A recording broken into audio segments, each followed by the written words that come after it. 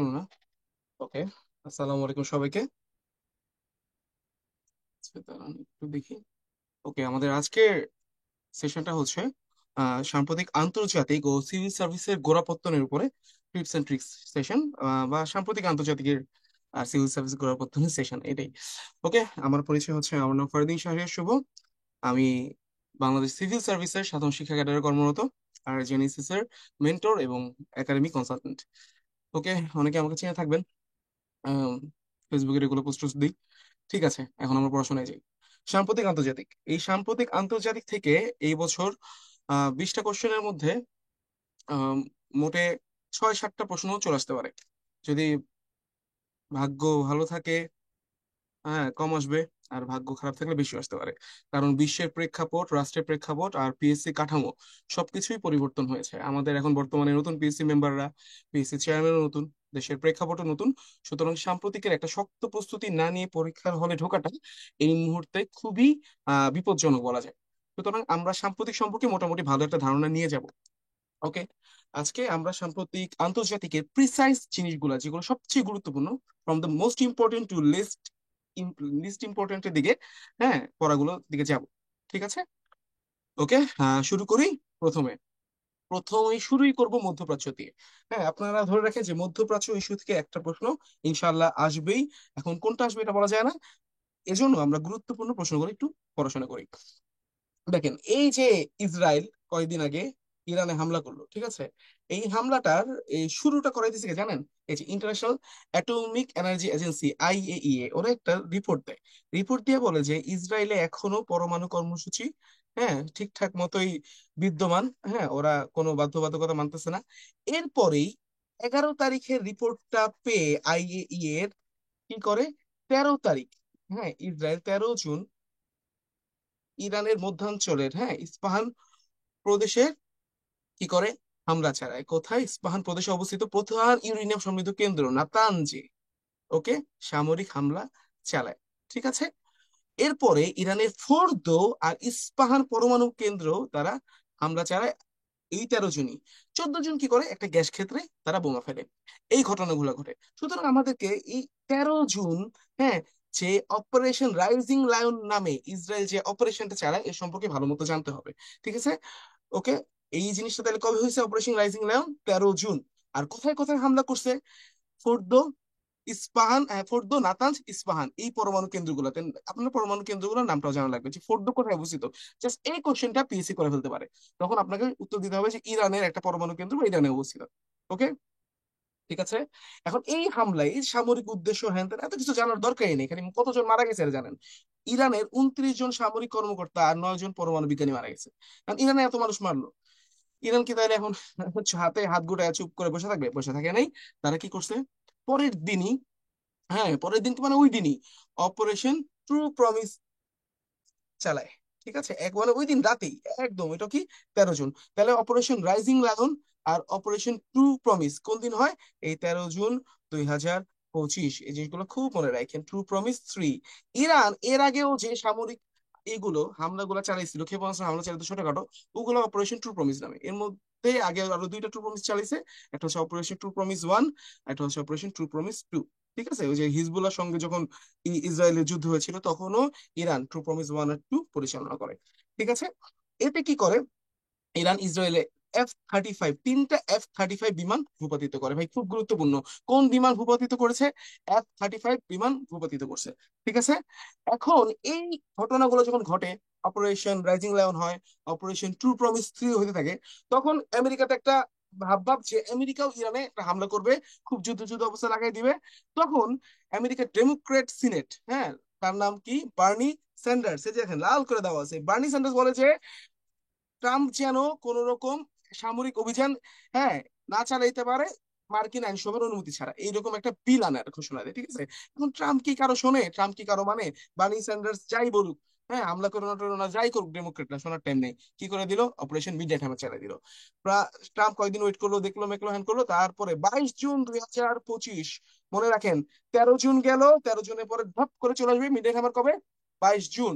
হ্যাঁ, কি করে ট্রাম্প এবার ইরানের ফোর্দো, নাতানজ আর ইস্পাহানে হামলা চালায়। এই ফোর্দো, নাতাঞ্জ, ইস্পাহান এই পারমাণবিক কেন্দ্রগুলো খুব মাটির খুবই নিচে, হ্যাঁ, 200 মিটার 300 মিটার নিচে অবস্থিত।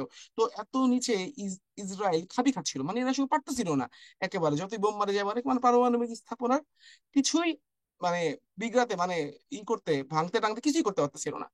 লাস্টে ওই যে ট্রাম্পের হাত বাড়ানোই লাগে, হ্যাঁ, ওর ফাজলামিটা করাই লাগে। ও কি করে, 22 জুন 2025 ফোর্দো, নাতাঞ্জ আর ইস্পাহানে পারমাণবিক হামলা চালায়। কি দিয়ে হামলা চালায়, এটা গুরুত্বপূর্ণ। অত্যাধুনিক বিমান, যুদ্ধ বিমান, এটার নাম কি, Northrop B 2 Spirit stealth bomber.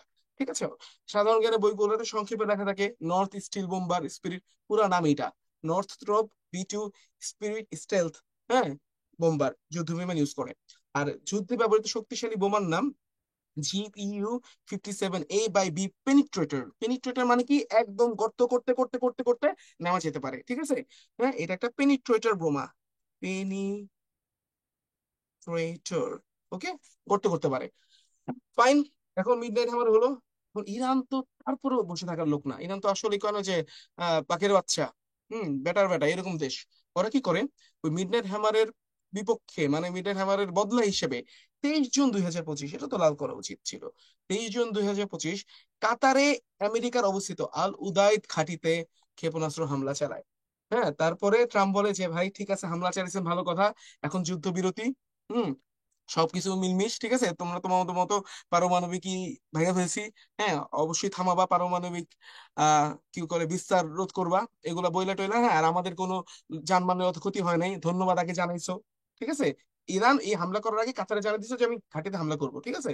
এভাবে যাই হোক ট্রাম্পের কাছে গেছিল, অত জানমাল ক্ষতি হয়নি, কিন্তু বিমান ঘাঁটির অনেক ক্ষতি হয়েছে। হ্যাঁ, তারপরে কি করে, এখন তো যুদ্ধবিরতি ট্রাম্পও মেনে নিল, সব শেষ। ডোনাল্ড ট্রাম্প 24 জুন 2025 যুদ্ধবিরতি করে, ঠিক আছে, যে ওকে, ইসরায়েল ইরান যুদ্ধ এখানেই বিরতি হোক, এখানেই সমাপ্ত হোক। হ্যাঁ, আর ওটা মধ্যস্থতা করেছে ট্রাম্পই, ঠিক আছে। এখন কাহিনী হচ্ছে, ট্রাম্প এই জন্য আবার নোবেল পুরস্কারে মনোনীত হয়। হুম, এটা দেখেন, নোবেল পাওয়ার জন্যই এত যুদ্ধ থামাচ্ছে ট্রাম্প, যুদ্ধ ওরাই লাগে এবং যুদ্ধ ওরাই থামায়। ওকে, আর এই যুদ্ধকে ট্রাম্প 12 ডে ওয়ার নামে, হ্যাঁ, অভিহিত করেছে, 12 দিনের যুদ্ধ। ঠিক আছে, দেখেন ওই যে 13 তারিখ থেকে 24 তারিখ, 12 দিন। ওকে, আর এই যুদ্ধে ইরানে ব্যবহৃত ক্ষেপণাস্ত্রগুলো খুবই গুরুত্বপূর্ণ। আল কাশে হাজ কাশেম, ম্যান হচ্ছে খাইবার শেকান, গাদর, এমাদ। ফাতা এক বললাম না কেন, সবচেয়ে গুরুত্বপূর্ণ ফাতা এক। কিছু জানেন বা না জানেন, কিছু জেনে যান বা না জান, ফাতা একের নাম অবশ্যই জেনে যাবেন যে ইরানের ক্ষেপণাস্ত্র ফাতা এক দিবে। ফাতা এক কার, ইরানের, ইসরায়েলের, ফিলিস্তিনের, হ্যাঁ, নাকি আরেক দেশের নাম দিয়ে দিব?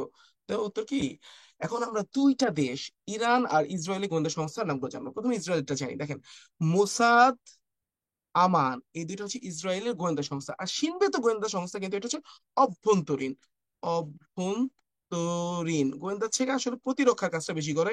হ্যাঁ, অভ্যন্তরীণ প্রতিরক্ষার কাজটা বেশি করে শিনবেদ।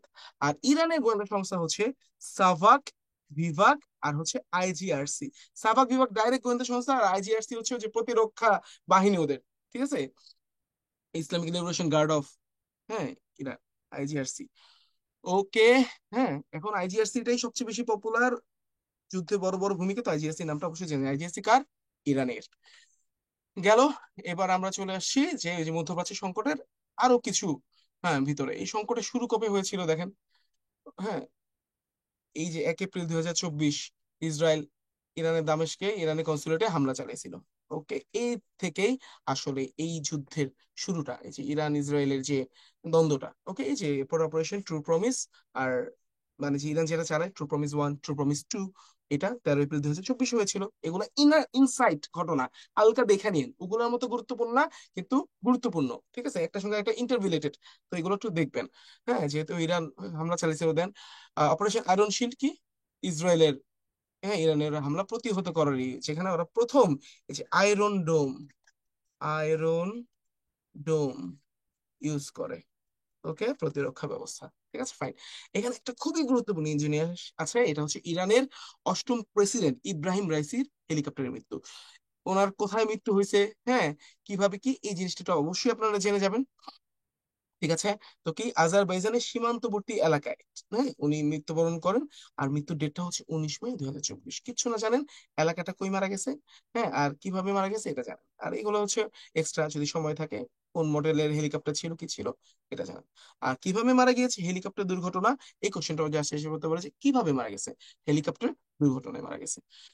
ওকে, ফাইন। এবার হচ্ছে পরেরটুকু চলে যাই, মেডলিন। ওকে, গ্রেটা থুনবার্গ দেখাই দিল যে আমাদের আরব বিশ্বের নেতাদের যে সাহস নেই একটা ছোট্ট মেয়ের, হ্যাঁ, ও তো পরিবেশ নিয়ে কাজ করতো, তো দেখালো যে না, আমি এখন পরিবেশ নিয়ে নেই, আমি মানুষের মানবতা মানবাধিকার এগুলো নিয়েও আছি। হ্যাঁ, ইসরায়েল গাজার ফিলিস্তিনে যে অমানবিক, হ্যাঁ, দুঃসহ পরিস্থিতি তৈরি করেছে, এই পরিস্থিতির সবচেয়ে গুরুত্বপূর্ণ জিনিসটা যেটা জানতে হবে যে গ্রেটা থুনবার্গ সেখানে আপনার প্রাণ নিয়ে যেতে চেয়েছিল। কবে যেতে চেয়েছে? হ্যাঁ, এটা হচ্ছে আপনার এই ওনারা রওনা দিয়েছিল আপনার 1 জুন। 1 জুন, এই যে লেখা আছে নিচে দেখেন, মেডলিন জাহাজটি 1 জুন ইতালি সিসিলি থেকে রওনা দেয়, হ্যাঁ, কি এর উদ্দেশ্যে, গাজার উদ্দেশ্যে। ওকে, আর ইসরায়েল সেই জাহাজটি আটক করে 9 জুন 2025 ইসরায়েলের আশদাদ বন্দরে। হ্যাঁ, এই বন্দর টন্দর গুলো একটু জানেন। আর এটা পরিচালনা করেছে কে? এটা পরিচালনা করেছে ফ্রিডম ফ্লোটিলা কোয়ালিশন, FFC। এটা হচ্ছে একটা আন্তর্জাতিক এনজিওর মতো সাহায্যকারী সংস্থা, হ্যাঁ, যারা এর আগেও গাজাতে যাওয়ার জন্য অনেকবার ট্রাই করছে। আর অনেক মানুষও মারা গেছিল এই ফ্রিডম ফ্লোটিলা, হ্যাঁ, কোয়ালিশনের। ঠিক আছে, ওই তথ্যগুলো থেকে গুরুত্বপূর্ণ হচ্ছে কবে রওনা দিয়েছিল, হ্যাঁ, দেন কবে গ্রেটা থুনবার্গকে আটক করে। আর গ্রেটা থুনবার্গকে একা আটক করে নাই, ওনার সঙ্গে আরো 12 জন মানবাধিকার কর্মীকে আটক করেছিল। আর এদের মধ্যে 4 জনকে ছেড়ে দেওয়া হয় কবে? 10 জুন 2025 সালে। আর এদেরকে 100 বছরের জন্য ইসরায়েলের প্রবেশে নিষেধাজ্ঞা দেয়। ওকে, দেখেন, জাহাজ মেটনিকে আটক করা ইসরায়েলি সন্ত্রাসী রাষ্ট্র হিসেবে অভিযুক্ত করেছে কে? তুরস্ক। যে একটা ত্রাণবাহী জাহাজ একটুকু যেতে দিল না, কতটা খারাপ। আর ইসরায়েল গাজায় ত্রাণ প্রবেশ পুরোপুরি বন্ধ করে দিয়েছে 2রা মার্চ 2025 থেকে। এদের অবস্থা যে কতটা অবর্ণনীয়, মানে এটা ভাষায় প্রকাশ করার মতো না। হ্যাঁ, আমাদের গাজা ভাষায়, আমাদের গাজা মুসলমান ভাই বোনদের অবস্থাটা। তো দেখেন, এরই ছিল এই মেডলিনের যাত্রাটা। আর মেডলিন জাহাজটা নামকরণ করা হয় গাজায় প্রথম ও একমাত্র নারী মৎস্য শিকারী নামে। ওকে, এবার আমরা একটু আমাদের দক্ষিণ এশিয়ার দিকে আসি। হ্যাঁ, গাজার পরিস্থিতির এই যে তথ্যটা জানলি যথেষ্ট, প্রশ্ন আসলে এখান থেকে আসবে। এখন দক্ষিণ এশিয়ার অবস্থা বুঝেন, দক্ষিণ এশিয়ার কাশ্মীরে, হ্যাঁ, ভারত পাকিস্তান যে যুদ্ধ অবস্থা হয়েছে, ঠিক আছে, সেটা সম্পর্কে আমরা কিছু জানি। এখন এটাকে যুদ্ধ অবস্থা কেন বলি? যুদ্ধ হওয়ার জন্য কিছু বিধান থাকে, যে সংসদ থেকে আইন পাশ করার লাগে অনেক কিছু, এই ঘটনাগুলো এই যুদ্ধে ঘটে নাই। সুতরাং ভারত পাকিস্তান যুদ্ধ কয়বার হয়েছে এটা নিয়ে আমি, হ্যাঁ, আমার কাছে জিজ্ঞেস করলে আমি বলবো এ পর্যন্ত 4বার হয়েছে। 1947, 65, 71 আর 99, কার্গিল যুদ্ধ লাস্ট। কিন্তু এইটাকে যারা এই জিনিসটা ঘাটাঘাটি করবে না, তারা 5বারও বলতে পারে যে যুদ্ধ 5বার হয়েছে। এখন পিএসসি এই কোশ্চেনটা করে মানুষের কনফিউশনে ফেলবে কিনা যায় না, যদি ফেললেই আপনারা দাগাইছেন ভারত পাকিস্তান যুদ্ধ 5বার হয়েছে।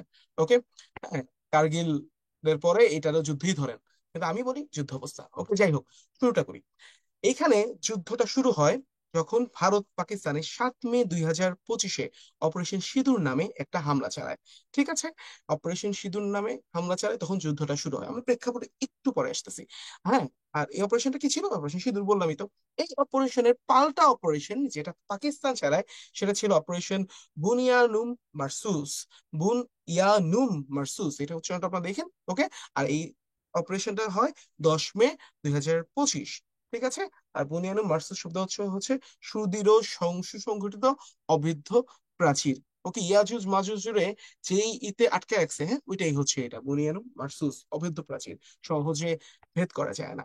ওকে, আর এই যুদ্ধবিরতি কে করেছে? এটাও করেছে ডোনাল্ড ট্রাম্প। 10 মে 2025 বুনিয়ানু মার্সুস যেদিন হয়, সেই দিনই যুদ্ধবিরতি ঘোষণা করে, দুই দেশ আবার বোমা মারামারি বন্ধ করে দেয়। ঠিক আছে, তো নোবেল ইজ লোডিং, এরকম একটা অবস্থা। এখন পাকিস্তান মোট 5টি ভারতীয় যুদ্ধ বিমান ভূপাতিত করে, এর মধ্যে যেটা নামটা অবশ্যই জেনে যাবেন, রাফালের নামটা। ফ্রান্সের এভিয়েশনের তৈরি কি রাফাল।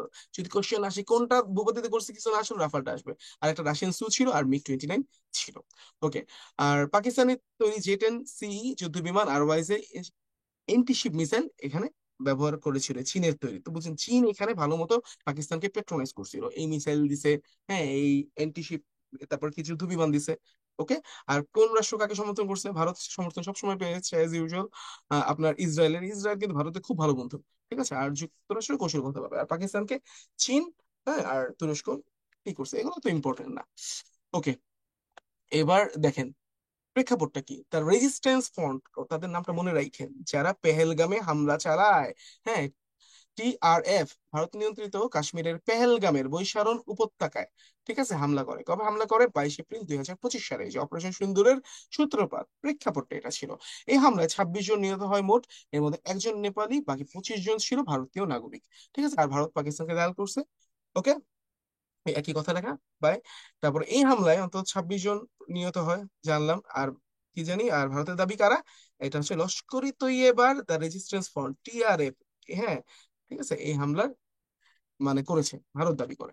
ওকে। আর এই হামলার ফলাফল গুলা খুবই গুরুত্বপূর্ণ।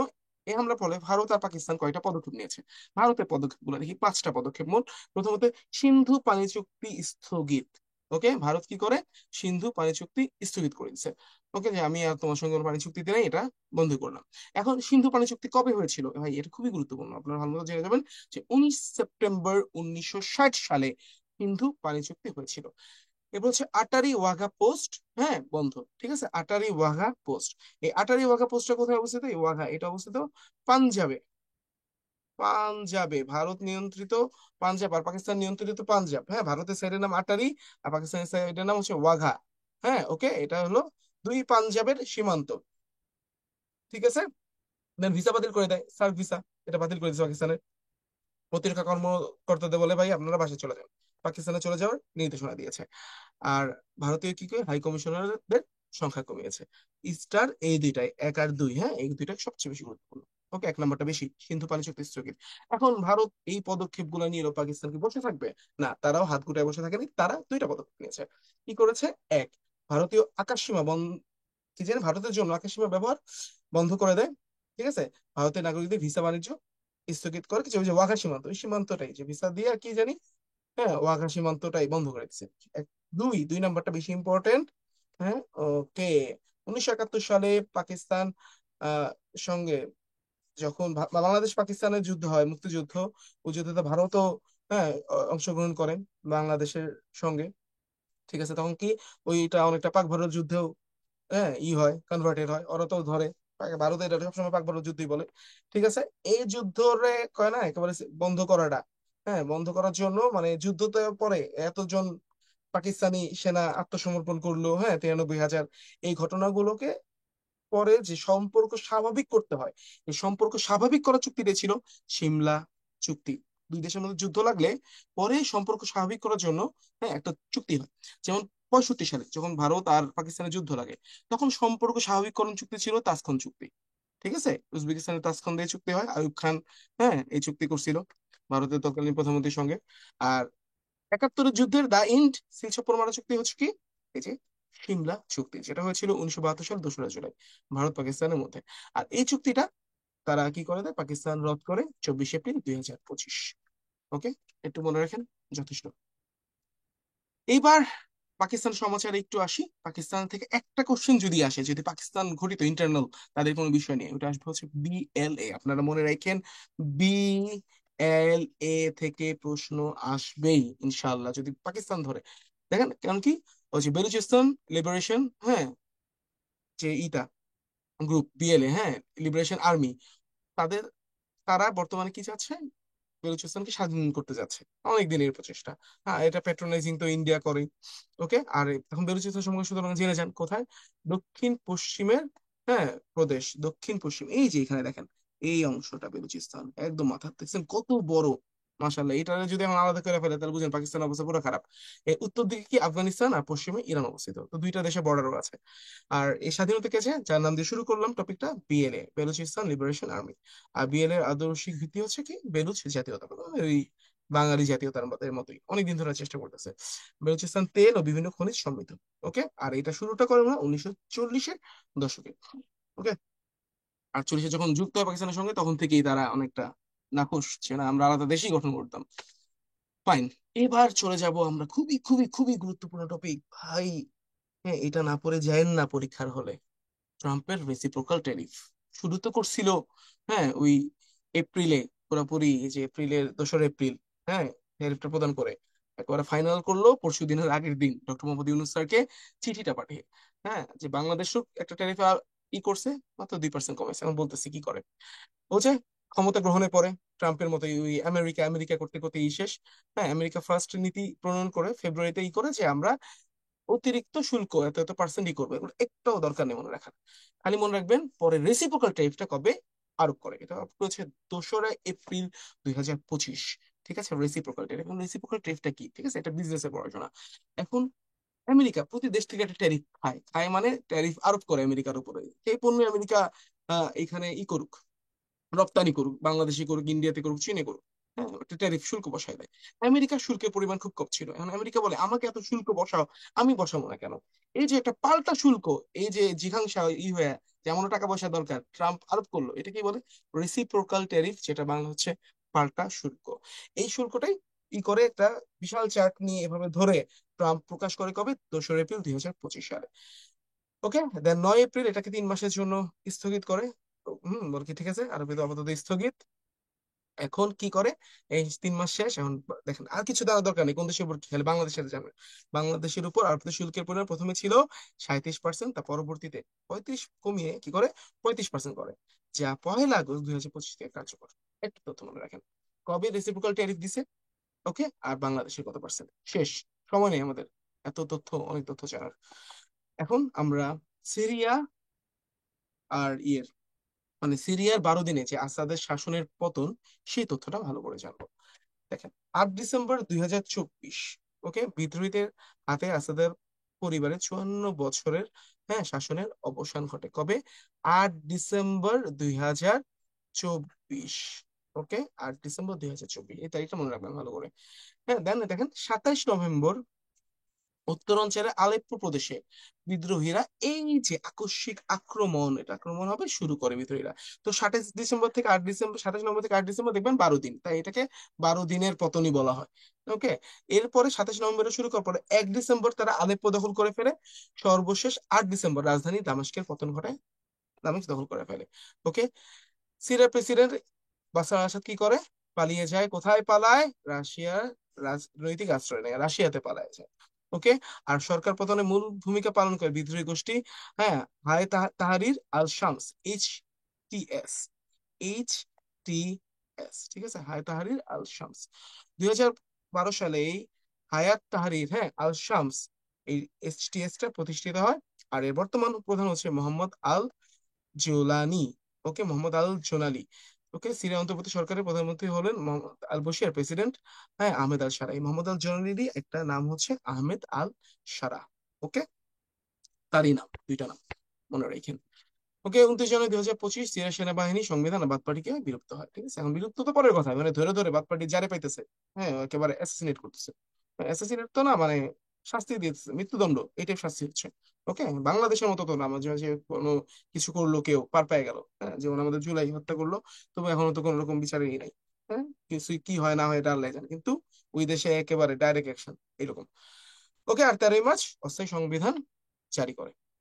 ওকে, আর এইখানে দেখেন, এখানে এই যে আরব ইসরায়েলের সিরিয়ার এই ঘটনাগুলো একটু ইন ডিটেইল আছে, আপনারা এখান থেকে, হ্যাঁ, হালকা পাতলা জাস্ট করে নেবেন, প্রথম পৃষ্ঠাটাই খুব বেশি গুরুত্বপূর্ণ। ওকে, আর এখানে গুরুত্বপূর্ণ কয়েকটা শহর আছে, যেটার মধ্যে আপনারা এই দারা অবশ্যই বলবেন না, দারাতেই সবচেয়ে বড় যুদ্ধটা হয়েছিল বাশারের বাহিনী আর হচ্ছে আপনার এই আহমেদ আল সারার যে দল, হ্যাঁ, HTS, তাদের মধ্যে। ওকে, এই শহরগুলোর নাম একটা দিয়ে বলবে কোনটা সিরিয়ার। ফাইন। এবার আমরা একটু মধ্যপ্রাচ্য সংকটটা একটা টাইম লাইনের মাধ্যমে দেখব। দেখেন, এটার শুরুটা অবশ্যই মনে রাখবেন 7 অক্টোবর 2023, যখন হামাস, হ্যাঁ, ঠিক আছে, কি করে ইসরায়েলের উপর একটা আকস্মিক হামলা চালায়, যেহেতু এখানে কনসার্ট হচ্ছিল, সেখানে এই যে কনসার্টে যে হামলাটা, হ্যাঁ, অপারেশন আলাস্কা ফ্লাড, ঠিক আছে, এইটা অপারেশনের নামটা মনে রাখেন, এখান থেকে আসলে এই কোশ্চেনটাই আসবে। ওকে, তারপরে ওই যে অপারেশন ট্রু প্রমিস ওয়ান, ইরানি কনসুলেটে হামলা, হ্যাঁ, যেটা আগেও বলে আসলাম, এগুলো একটু একটু দেখেন। হ্যাঁ, মানে পুরোটি ইটা, মানে একটা টাইম লাইনের মতো পুরো জিনিসটা লেখা আছে। ওকে, তারপরে এইখানে দেখেন গুরুত্বপূর্ণ একটা জিনিস লেখা, UNRWA, United Nations relief and works agency for Palestine refugees in the near east, ফিলিস্তিনের গাজাতে ত্রাণ সহায়তা করার জন্যই জাতিসংঘের এই অঙ্গ সংস্থাটা, হ্যাঁ, জন্ম। ঠিক আছে, সুতরাং এটার জানেন, এটা নিয়ে একটা কোশ্চেন এবার আসতেই পারে। আর এটাকে নিষিদ্ধ করছিল কবে ইসরায়েলরা, 29 অক্টোবর 2024 তারিখে। ওকে, আর অপারেশন আয়রন ওয়াল, হ্যাঁ এটা সম্পর্কে তো বললামই, ইসরায়েল যে করেছে যে আয়রন ডোম মেরি। ঠিক আছে, ফাইন। দেন 15 এপ্রিল 2025 আমাদের দক্ষিণ এশিয়া একটা রাষ্ট্র, হ্যাঁ একটা সাহসী পদক্ষেপ করে, মানে যেটা মনে বলতে গেলে এটা প্রশংসনীয়, কি করে ইসরায়েলিদের প্রবেশ নিষিদ্ধ করে আইন পাশ করে। কে করে এটা? আমাদের দক্ষিণ এশিয়ার প্রতিবেশী দেশ মালদ্বীপ করে। ফাইন, এখান থেকে শেষ। এবার ওই জার্গন গুলা এই যুদ্ধের যেগুলো দরকার, হামাসের সম্পর্কে জানেন, হামাস কি, কত সালে যাত্রা শুরু করে? হামাস কি ফিলিস্তিনের গাজা ভিত্তিক একটা স্বাধীনতাকামী সংগঠন, 1987 সালে যাত্রা শুরু করে। ওকে, দেন ইসমাইল হানিয়া কবে মারা যায় এই তারিখটা গুরুত্বপূর্ণ। হ্যাঁ, হামাসের আপনার সাবেক ই মানে প্রধান, আর এখন প্রধান হামাসের প্রধান ভাবে বলা হয় না, কিন্তু ওনাকে রাজনৈতিক ব্যুরোর প্রধান বলা হয়, খালিদ মিশাল। যদি বলে হামাসের প্রধানকে, খালিদ মিশালের নামটা দাগে আসতে পারেন। ঠিক আছে, রাজনৈতিক ব্যুরোর প্রধান। তো গাজা উপত্যকার অবস্থানটা জানেন, হ্যাঁ ইসরায়েল মিশর সিনাই বদ্বীপ আর ভূমধ্যসাগরের মাঝখানে। গাজার আয়তনটা খুবই গুরুত্বপূর্ণ, দেখে নিন। হ্যাঁ, 363 বর্গ কিলোমিটার। ওকে, হ্যাঁ দেন হচ্ছে ন্যাশনাল গার্ড কি, ইসরায়েলের নতুন বাহিনী মুস্তারিবিন গুপ্তচর বাহিনী, এগুলো একটু দেখেন। ওকে, এই দুইটা ইম্পর্টেন্ট।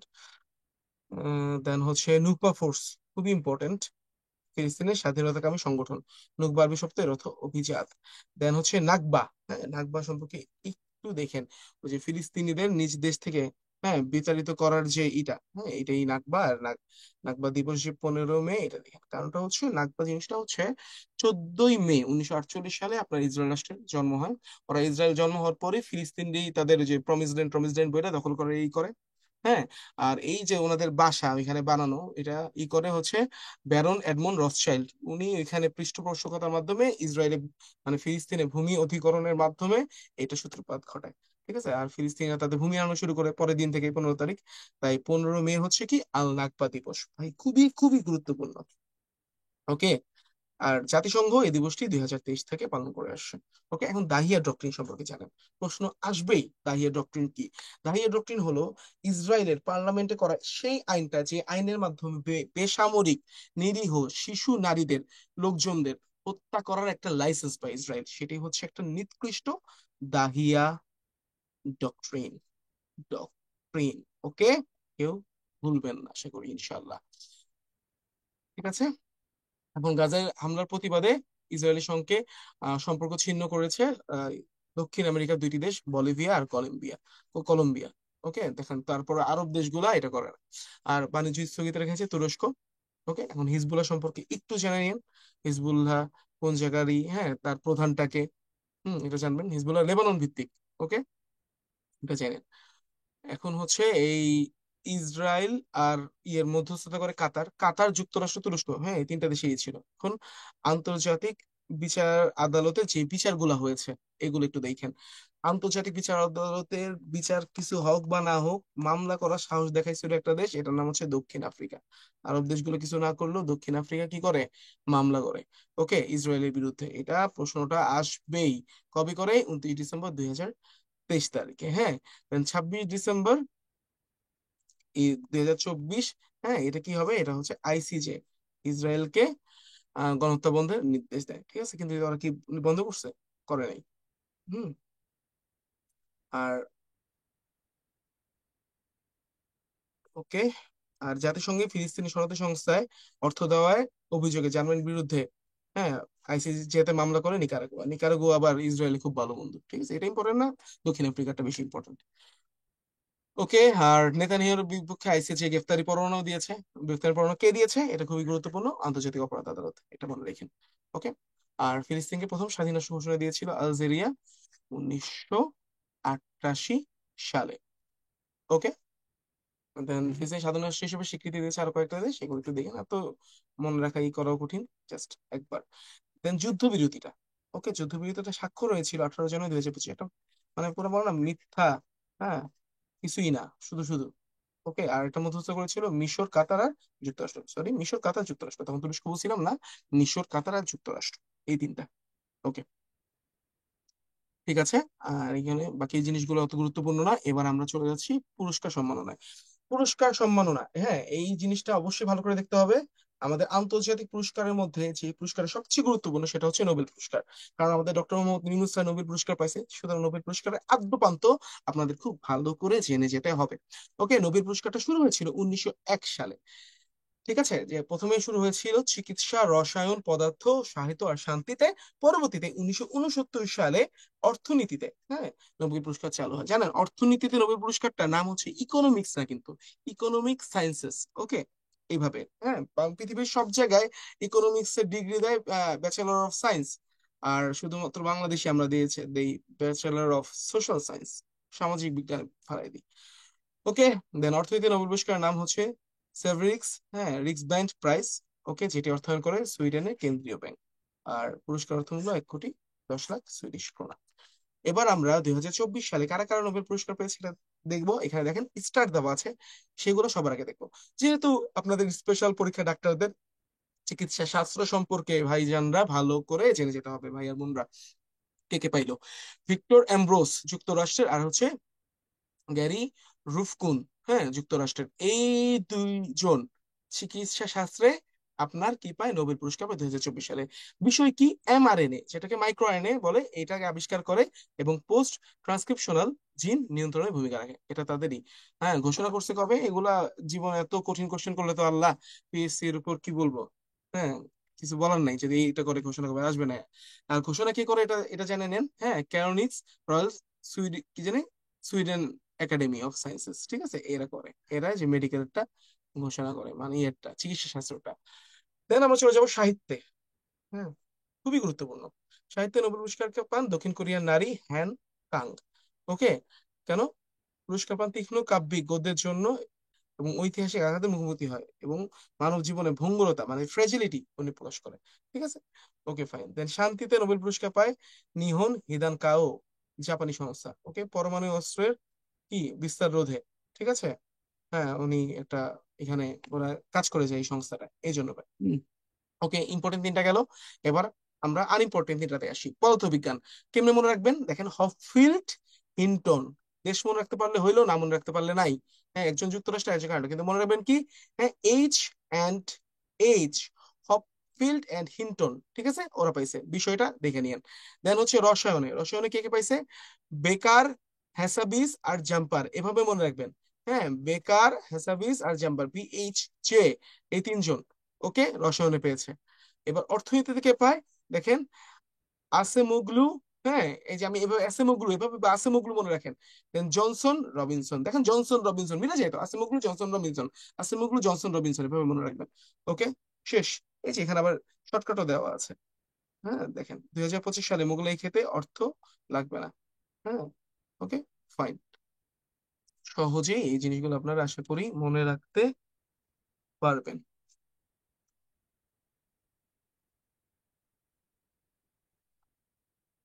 ওকে, এবার নোবেল গেল। নোবেল নিয়ে আশা করি কোনো সমস্যা থাকবে না আপনাদের। এবার আমরা চলে যাবো অস্কার পুরস্কারে, যেটাকে একাডেমি পুরস্কার বলা হয়। 97তম অস্কার। কিছু জানেন বা না জানেন, শুধু চলচ্চিত্র নামটা জেনে যাবেন, আনোরা বা এনোরা, যেটাই বলেন। 97তম অস্কার পেয়েছে কে? হ্যাঁ, এনোরা চলচ্চিত্রটি। আর এটার তখন সেরা অভিনেতা ছিল অ্যাড্রিয়ান ব্রডি, আর অভিনেত্রী মাইকি মেডিসন। হ্যাঁ, ফর অ্যানোরা। হ্যাঁ, নায়ক পাইছে অন্য মুভির জন্য, বাট নায়িকা অ্যানোরার জন্যই পেয়েছে। সেরা তথ্যচিত্র নো আদার ল্যান্ড। ওকে, ফাইন। আর 97 অস্কারে বেস্ট ইন্টারন্যাশনাল ফিচার ফিল্ম বিভাগে বাংলাদেশে যে ছবি মনোনীত হয়েছিল, হ্যাঁ, মনোনীত হয় কি, বলি, চলচ্চিত্রের নাম ছিল বলি। এটা একটু মনে রেখেন, যেহেতু বাংলাদেশ সংক্রান্ত একটা তথ্য। ফাইন, চলে আসতে পারে। ওকে, 2025 সালে 67তম গ্র্যামি অ্যাওয়ার্ড বিজয়ী হন সাবেক মার্কিন প্রেসিডেন্ট জিমি কার্টার। হ্যাঁ, এটা একটা ভালো তথ্য, আনকমন তথ্য, দেখে নিতে পারেন। এমন নামটা মনে রাখেন, কিছু রাখেন বা না রাখেন। এবার অন্যান্য পুরস্কার, কয়েকটা গুরুত্বপূর্ণ পুরস্কার আছে। দেখেন, 2024 সালে আন্তর্জাতিক শিশু পুরস্কার লাভ করে আফগানিস্তানের নীলা ইব্রাহিম। ফাইন। আর 24 সালে বুকার পুরস্কার লাভ করে সামান্থা হারভে। শুধু বুকার নাম, যেটার বুকার, বইটার নাম কি, উপন্যাসের নাম অরবিটাল, এই জন্য। আর 2024-এ আন্তর্জাতিক বুকার পুরস্কার লাভ করেন, হ্যাঁ, জেনি এরপেনবেক আর মাইকেল হফম্যান। হ্যাঁ, সেই উপন্যাসের জন্য পায়, উপন্যাসটার নাম হচ্ছে প্যারোস। আর আন্তর্জাতিক বুকার পুরস্কার প্রথম হয় 2005 সালে। শেষ, পুরস্কার থেকে আর কিছু জানা দরকার নেই আন্তর্জাতিকের। এবার খুবই খুবই গুরুত্বপূর্ণ জিনিসে চলে আসছি, রিপোর্ট আর সমীক্ষা। ঠিক আছে, রিপোর্ট আর সমীক্ষা থেকে কোশ্চেন আসবেই এখানে। টোটাল আপডেটেড, আজকে সকালেও আপডেট করছে এটা, হ্যাঁ এই তথ্যগুলা। তো দেখে নিন ইনশাল্লাহ, এগুলোই আসবে, এখান থেকেই আসবে। আপডেট কোনগুলো করছি, 2025, 24 যেগুলো ছিল 25-এর রিপোর্ট বের হয়েছে সেগুলোই। আর যেগুলো 25-এর রিপোর্ট বের হয়ে গেছে সেগুলোই সবচেয়ে সবচেয়ে সবচেয়ে গুরুত্বপূর্ণ। ওকে, দেখেন প্রথমটা, বৈশ্বিক প্রতিযোগিতা সক্ষমতা সূচক 2024, হ্যাঁ। সবচেয়ে প্রতিযোগিতা ভালো দেশ সিঙ্গাপুর, আর খারাপ হচ্ছে ভেনেজুয়েলা। ওকে, এভাবে প্রবাসী আয় বাংলাদেশে কততম, হ্যাঁ সপ্তম, এটা দেখেন। ঠিক আছে, সবচেয়ে বেশি প্রবাসী আয়ের করে কোন দেশ, ভারত। রেমিটেন্স প্রাপ্তিতে, ঠিক আছে, হ্যাঁ, নোমের একটা বলছে তার মে 2024-এর রিপোর্ট অনুযায়ী, হ্যাঁ রেমিটেন্স প্রাপ্তিতে অষ্টম বাংলাদেশ। ওকে, এইটাই হচ্ছে অষ্টমী রেমিটেন্স প্রাপ্তিতে, হ্যাঁ এইটাই মাথায় রেখেন। দেন দুর্নীতি ধারণা সূচকে বাংলাদেশ 14তম, নিম্নক্রম থেকে ঊর্ধ্বক্রমে 151তম। আর সবচেয়ে বেশি দুর্নীতিগ্রস্ত দেশ দক্ষিণ সুদান। ওকে, আর সর্বনিম্ন দুর্নীতিগ্রস্ত দেশ হচ্ছে ডেনমার্ক, সবচেয়ে কম দুর্নীতি ডেনমার্কে। ওকে, তারপরে সন্ত্রাসবাদ সূচক দেখেন। এবার সামরিক সূচকে আসেন, খুবই গুরুত্বপূর্ণ, বুঝতেছেন তো, এক এক দেশের সামরিক শক্তি যদি কম হয় দেশ আর কুলাতে পারতেছে না, সামরিক শক্তি দরকার। এখন এই সামরিক শক্তিতে বাংলাদেশ হচ্ছে আপনার 35তম, আর শীর্ষ সামরিক শক্তি সম্পন্ন দেশ হচ্ছে যুক্তরাষ্ট্র। আর সবচেয়ে খারাপ অবস্থা, মানে সামরিক অবস্থা কিছু নাই, এটা হচ্ছে ভুটানের। তারপরে সামরিক শক্তি দেখার পরে গণতন্ত্র সূচকটা দেখেন, ওটা 2024-এ আছে, হ্যাঁ। গণতন্ত্র সূচকে বাংলাদেশের অবস্থান 75, সবচেয়ে ভালো মানে সবচেয়ে ভালো গণতান্ত্রিক দেশ নরওয়ে। আর গণতন্ত্র নাই কিছুই, এরা হলো সোমালিয়াতে, খুবই খারাপ অবস্থা। ওকে, ক্ষুধা সূচক, এরপরে পাসপোর্ট, হ্যাঁ সূচক এটাও ঠিক আছে, কিন্তু এইটা দেখেন, এই বিশ্ব সুখী দেশের প্রতিবেদনে বাংলাদেশ 134তম সুখী দেশ। সবচেয়ে সুখী দেশ ফিনল্যান্ড, হ্যাঁ। আর সবচেয়ে কম সুখী দেশ আফগানিস্তান, সুখ নেই। আর এশিয়ার মধ্যে সবচেয়ে সুখী দেশ তাইওয়ান, 27তম। ঠিক আছে, ওকে ফাইন। দেন সন্ত্রাসবাদ সূচক এইখানটা চোখে পড়লো, এটা দেখে নিয়েন। আইইপি এর 35তম বাংলাদেশ। আর সবচেয়ে বড় সন্ত্রাসী দেশ হচ্ছে বুরকিনা ফাসো। ওকে, এবার আমরা বৈশ্বিক শান্তি সূচকে চলে আসি। শান্তি, সবচেয়ে শান্তির দেশ, হ্যাঁ দেখেন কোনটা, সবচেয়ে শান্তির দেশ হচ্ছে আইসল্যান্ড। আর শান্তি একদমই নাই, ওই দেশটা হচ্ছে কি রাশিয়া। ওকে, শান্তি নাই রাশিয়াতে। আর বাংলাদেশ শান্তির দিক দিয়ে 123তম, দক্ষিণ এশিয়ার শীর্ষে ভুটান।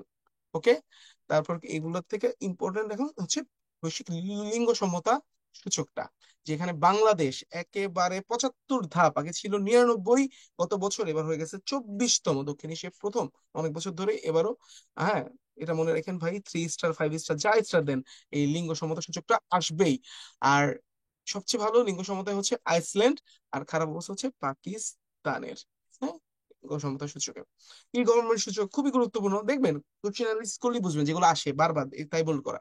হ্যাঁ 2024 হচ্ছে বাংলাদেশ 100তম, ই গভর্নমেন্টের সবচেয়ে ভালো ডেনমার্ক, খারাপ অবস্থা জিবুতির, আফ্রিকার দেশ। বৈশ্বিক গণতান্ত্রিক সূচক 2025, হ্যাঁ সবচেয়ে ভালো, এটা ইম্পর্টেন্ট, লাল করা দরকার ছিল। সবচেয়ে তো এটা মনে হয় আগেই করলাম, গণতান্ত্রিক সূচকটা কি আগে এই পৃষ্ঠাতে ছিল, কনফিউশন লাগতেছে কেন। বৈশ্বিক গণতান্ত্রিক সূচক, গণতন্ত্র সূচক 2024। ওকে, হ্যাঁ 2024 এটা ছিল এখানে, এখন 2025 এটা দেখেন। হ্যাঁ সবচেয়ে 2025-এ হচ্ছে বাংলাদেশ 100তম। ওকে, এটা মনে রাখেন, 25 এটা বেশি ইম্পর্টেন্ট, যেহেতু 25 বের হয়ে গেছে। নরওয়ে হচ্ছে ফার্স্ট। আর অ্যাঙ্গোলার অবস্থা খারাপ, গণতন্ত্র নাই। ওকে, ডিজিটাল লেনদেন এগুলো দেখেন, উদ্ভাবনী সূচকটা আসে 2024-এর রিপোর্টটাই আছে, 106তম, হ্যাঁ। আর হচ্ছে সুইজারল্যান্ড এক উদ্ভাবনের মধ্যে, যে ভালো ভালো ঘড়ি বানায়। আর উত্তর কোরিয়ার অবস্থা খারাপ। এআই সূচক, এআই নিয়ে দুনিয়া, হ্যাঁ এআই সমাচারও আছে আজকে ক্লাসে। ওকে, বাংলাদেশ 113তম, সিঙ্গাপুর 1 নাম্বার, আর দক্ষিণ সুদানের অবস্থা সবচেয়ে খারাপ এর দিক দিয়ে। আর অর্থনৈতিক স্বাধীনতা সূচক 3 স্টার, এখানে বাংলাদেশ হচ্ছে 122তম, সার্কের মধ্যে দ্বিতীয়। সিঙ্গাপুর প্রথম অর্থনৈতিক স্বাধীনতার দিক দিয়ে, আর উত্তর কোরিয়া সর্বনিম্ন। ওকে, এইখানে এরপরে হচ্ছে আইনের শাসনটা 2023 দরকার নেই, এই সূচক 2024, এই সূচক দুইটা, একটা হচ্ছে আইএমএফ দিয়েছে, হ্যাঁ 113তম এখানে বাংলাদেশ। আবার আবার এই সূচক 2024 অন্য আরেকটা ইয়েরও আছে, ওকে প্রতিষ্ঠানের আবার আছে। এখন মানব উন্নয়ন প্রতিবেদন 2023-24, এটা লাগবে না, আমরা আলাদা করে নতুনটা পড়বো। এবার বিশ্ব সুখ দুইবার আসছে, অলরেডি ডিসকাস করেছি। বিশ্ব ব্যবহার সহ স্বাধীনতার দরকার নাই, এটা দেখেন। মুক্ত গণমাধ্যম সূচক, আরএসএফ মানে কি জানেন? রিপোর্টার্স উইদাউট বর্ডার, ওইটা ফ্রেঞ্চ নামের অ্যাব্রিভিয়েশন আরএসএফ। ওকে, রিপোর্টার্স উইদাউট বর্ডারের তথ্য মতে মুক্ত গণমাধ্যমের দিক দিয়ে বাংলাদেশ 149তম। আসলেই সবচেয়ে বেশি মুক্ত হচ্ছে নরওয়ে, আর সবচেয়ে খারাপ অবস্থা ইরিত্রিয়ার। ইরিত্রিয়ার কাহিনী একটু শোনেন, ইনার স্টোরি। ইরিত্রিয়াতে কোনো নেট মেট কিছুই নেই, আপনি পাবলিকের নেট ইউজ করতে পারবেন না। নেট ইউজ করার জন্য ওদের সরকারের বরাদ্দকৃত কয়েকটা সাইবার ক্যাফে টাইপ আছে, সেখানে গিয়ে আপনি কিছু সময়ের জন্য টাকা দিয়ে নেট ইউজ করতে পারবেন। তাহলে বুঝতেছেন দেশের অবস্থাটা কি? খুবই খারাপ।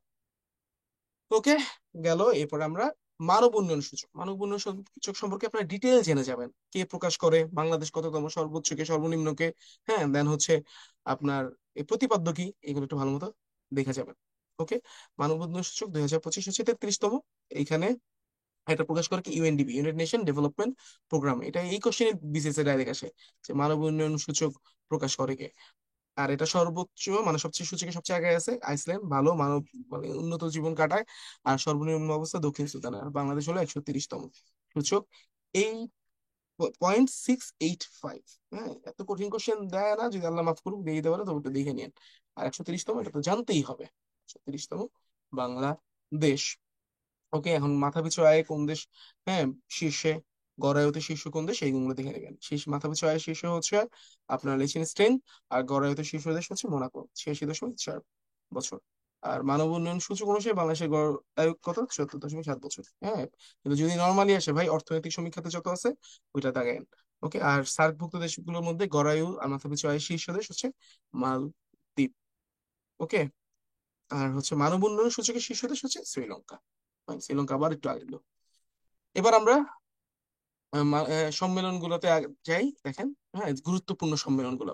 ভিভিআই সম্মেলন, এখান থেকে একটা কোশ্চেন পাচ্ছি নি, এক মার্ক মাস্ট, এক মার্ক থাকবেই। ওকে, ষষ্ঠ বিমস্টেক সম্মেলন কবে হয়েছে? 2 থেকে 4 এপ্রিল 2025, ব্যাংকক, থাইল্যান্ডে। ওকে, প্রতিপাদ্যটা দেখেন, সমৃদ্ধ সহিষ্ণুতা উন্মুক্ত, হ্যাঁ, বিমস্টেক। আর কারা কারা উপস্থিত ছিল দেখেন। আর এখানে এই ইনফরমেশনটা খুবই গুরুত্বপূর্ণ। 4 এপ্রিল 2025 সালে ডক্টর মোহাম্মদ ইউনূস স্যার বিমস্টেকে সভাপতিত্ব গ্রহণ করে থাইল্যান্ডের সাবেক প্রধানমন্ত্রী, কারণ সাবেক হলো ওর প্রধানমন্ত্রী তো এখন আর নাই। হ্যাঁ, একটু ঝামেলার মধ্যে আছে প্রধানমন্ত্রী। পায়েনতাং কি সিনাওয়াত্রা, ওই যে থাকসিন সিনাওয়াত্রার ছোট মেয়ে, পায়েনতাং সিনাওয়াত্রার কাছ থেকে কি করে, সভাপতির বুঝে নেয় 2 বছরের জন্য বাংলাদেশ সভাপতি। এটা কোশ্চেন আসবেই বিমস্টেক থেকে, যে কোনো কোশ্চেন। হ্যাঁ, আপনারা লেখা রাখেন। হ্যাঁ, এখানে নরেন্দ্র মোদীর সঙ্গে সাইডলাইন বৈঠক করে, যে বৈঠকে জুলাই গ্রাফিতির হ্যাঁ, জুলাই গ্রাফিতির একটা কি জানি না, সরি, জুলাই গ্রাফিতির না, ডক্টর মোহাম্মদ ইউনূস স্যার যে নরেন্দ্র মোদীর সঙ্গে আগে একবার বৈঠক করেছিল, সেই বৈঠকের একটা ছবি উপহার দিয়েছিল। ওকে, ঠিক আছে, ফাইন। দেন বাংলাদেশ মিয়ানমার সাইডলাইন বৈঠক হয়, খুবই গুরুত্বপূর্ণ একটা সাইডলাইন বৈঠক ছিল 4 এপ্রিল 2025-এ। সেখানে আহ মিয়ানমার বলে যে প্রথমবার 1 লাখ, হ্যাঁ, 80,000 রোহিঙ্গা ফেরত নিবে, টোটাল 8 লাখ রোহিঙ্গার তালিকা থেকে। ঠিক আছে, এটা একটু গুরুত্বপূর্ণ তথ্য জানবেন। দ্বিতীয় আস্তা সম্মেলন, ভাই এই আস্তা সম্মেলনটা যে কি গুরুত্বপূর্ণ, অনেকে এই সম্মেলনটার নামই শুনে নাই। হ্যাঁ, আমি ওই দিন আমার একটা স্টুডেন্টের সাথে কথা বলতেছিলাম যে আস্তা, সে ওইটা ওভাবে শুনে নাই। কিন্তু ভাই বিশ্বাস করেন, আস্তা সম্মেলন সম্পর্কে না জেনে পরীক্ষা হলে যাওয়ার দরকার নেই। কারণ হচ্ছে এই সম্মেলনেই ডক্টর মোহাম্মদ ইউনূস স্যার প্রথমবারের মতো 3-0 তত্ত্বটা, হ্যাঁ, ভালো মতো তুলে ধরেন। ওকে, এটা কোথায় হয়েছে? কাতারের দোহাতে 22 থেকে 23 এপ্রিল 2025 সালে। ঠিক আছে, আর্সেনা জিনিসটাকে বুঝতে পারতেছেন, পরিবেশ বিষয়টা সম্মেলন। তো এটা পরিবেশ বিষয় কূটনীতিতেও দিয়ে দিতে পারে কোশ্চেনটা। এটা কি আন্তর্জাতিক পরিবেশ ও টেকসই উন্নয়ন বিষয়ক একটা সম্মেলন। ওকে, প্রতিপাদ্য কি ছিল দেখেন একবার। এবার লাল দাগগুলা না পড়ে আমরা পরীক্ষা হলে ঢুকবো না। সম্মেলনে বাংলাদেশের প্রধান ডক্টর মোহাম্মদ ইউনূস তরুণদের বিকাশ, নেতৃত্বে বিকাশ আর শূন্য বর্জ্য বর্জ্য, শূন্য কার্বন আর শূন্য বেকারত্ব ধারণা, মানে 3-0 ধারণা, হ্যাঁ, ই করে কি দোহা ধারণার একটা বক্তব্য কোথায় দেয়? দোহা ইউনিভার্সিটি, দোহা বিশ্ববিদ্যালয়। ওকে, আর এইখানে সফর সঙ্গী কি হয়েছিল জানেন? প্রথমবারের মতো 4 জন ফুটবলার, হ্যাঁ, এই ডক্টর মোহাম্মদ ইউনূস স্যারের সফর সঙ্গী হয়েছিল। ওকে, 4 জন নারী ক্রীড়াবিদ, তারা কি ফুটবলার, ফুটবলার। ওকে, এটা দেখেন, ফাইন। এবার হচ্ছে আরেকটা গুরুত্বপূর্ণ সম্মেলন, এটাও মানে ওভাবে আলোচিত না কিছু না, কিন্তু ভাই খুব গুরুত্বপূর্ণ। দেখেন, এটা হচ্ছে বোয়াও সম্মেলন। সম্মেলনটা কি? BFA, Boao forum for Asia, Boao forum for Asia, BFA. Doctor Mohammad Yunus sir যখন আপনার চীন সফরে যায়, চীন সফরে গিয়ে উনি এই সম্মেলনে, হ্যাঁ, যোগদান করে। ঠিক আছে, এই সম্মেলনে যোগদান করতে বেসিক্যালি গেছে, পরে না চীনের নেতৃস্থানীয় মানুষদের সাথে সাইডলাইন বৈঠক করছে, এটা অন্য হিসাব। ওকে। সময়কাল ছিল 25 থেকে 28 মার্চ 2025, বোয়া শহর, হাইনান প্রদেশ। এটা হাইনান প্রদেশ। এই প্রদেশটার নামটা ঠোটস্থ করে ফেলেন, কারণ ডক্টর মোহাম্মদ ইউনূস স্যার, হ্যাঁ, ডক্টর ইউনূস স্যার এটার ছিল, কি ছিল, অ্যাডভাইজার ছিল এই প্রদেশের। হ্যাঁ, গভর্নর অ্যাডভাইজার। অ্যাডভাইজার কোন প্রদেশের অ্যাডভাইজার ছিল? হাইনান প্রদেশ। মনে রেখেন, ভুলতে পারবেন না আপনারা। ওকে। এই সম্মেলনে অংশ নেয় 27 মার্চ 2025। শেষ। এনাফ। বিশ্ব সরকার সম্মেলন, এখানে ডক্টর মোহাম্মদ ইউনূস স্যার গেছে, গুরুত্বপূর্ণ। কোথায় হয়েছে? দুবাই, সংযুক্ত আরব আমিরাতে হয়েছে। বিশ্ব সরকার সম্মেলন অংশগ্রহণ করেছে ডক্টর মোহাম্মদ ইউনূস। ওকে। এবার আমরা চলে আসি ডি8 এ। ডি8 এখন আর ডি8 নাই, ডি8 অ্যাকচুয়ালি এখন 9টা দেশের সমন্বয় একটাই, কিন্তু নাম ডি9 হয় নাই, ডি8ই আছে। ওকে। 11তম ডি8 সম্মেলন অনুষ্ঠিত হয়েছে 19 থেকে 20 ডিসেম্বর 2024 সালে কায়রো, মিশরে। ওকে, প্রতিপাদ্য দেখবেন। হ্যাঁ, আর এই বর্তমান সদস্য ডি8 এর যে 9টা, এই তথ্যটা জানবেন। আজারবাইজান যোগদান করেছে 19 ডিসেম্বর 2024 সালে। ওকে, ফাইন। আর পরবর্তী সম্মেলন হবে ডি8 এর ইন্দোনেশিয়াতে, এটা 12তম। আর বাংলাদেশে দুইবার ডি8 সম্মেলন হয়েছিল। ওকে, একবার 99 আর 2021 সালে। এবার আমরা চলে আসছি হচ্ছে কপ। হুম। কপ না পড়ে পরীক্ষার হলে ঢোকাটা খুবই খুবই বিপজ্জনক, সুতরাং কপ আমাদের পড়তে হবেই। ওকে। কপ হয়েছে, এটা হবে 21 থেকে 12 নভেম্বর, কি রে ভাই, 11 থেকে 12 নভেম্বর 2024, আজারবাইজানের রাজধানী বাকুতে, 29তম। ওকে। সভাপতিত্ব করে আজারবাইজানের প্রথম প্রেসিডেন্ট মুকবাত ইয়ামরাহভ। ওকে। আহ এইখানে গুরুত্বপূর্ণ বিষয়টা হচ্ছে কয়টা দেশ অংশগ্রহণ করে? 200টা। বারবার আমি যখন নিজেও প্রিলিমিনারি প্রিপারেশন নিতাম, প্রতি কপে কয়টা দেশ অংশগ্রহণ করতো এটা খুবই গুরুত্বপূর্ণ ছিল। 200টা দেশ অংশগ্রহণ করেছিল কপে। হ্যাঁ। এই কপের নাম, এই কপের আরেকটা নাম হচ্ছে, নিচে দিচ্ছি, ফাইন্যান্স কপ। ফাইন্যান্স কপ। ঠিক আছে, COP29 আরেক অপর নাম কি? ফাইন্যান্স কপ। ঠিক আছে, এটা আপনারা মনে রাখেন। হ্যাঁ। আর এখানে G0, ঠিক আছে, COP29 এর সম্মেলনে ভোটার নেতৃত্বে কোন G0 একটা সংগঠন হয় COP29 এর মধ্যেই, এটাকে নেতৃত্ব দেয় ভুটান। কার্বন নিরপেক্ষ 4টি দেশকে নিয়ে একটা নতুন ফোরাম গঠন করে, যার নাম কি? G0। ঠিক আছে। ওকে। আর দেশগুলো কি কি? ভুটান বাদে বাকি তিনটা হচ্ছে পানামা, সুরিনাম আর মাদাগাস্কার। আর এটা গঠিত হয় 13 নভেম্বর 2024। ভাই, খুবই খুবই গুরুত্বপূর্ণ তথ্য।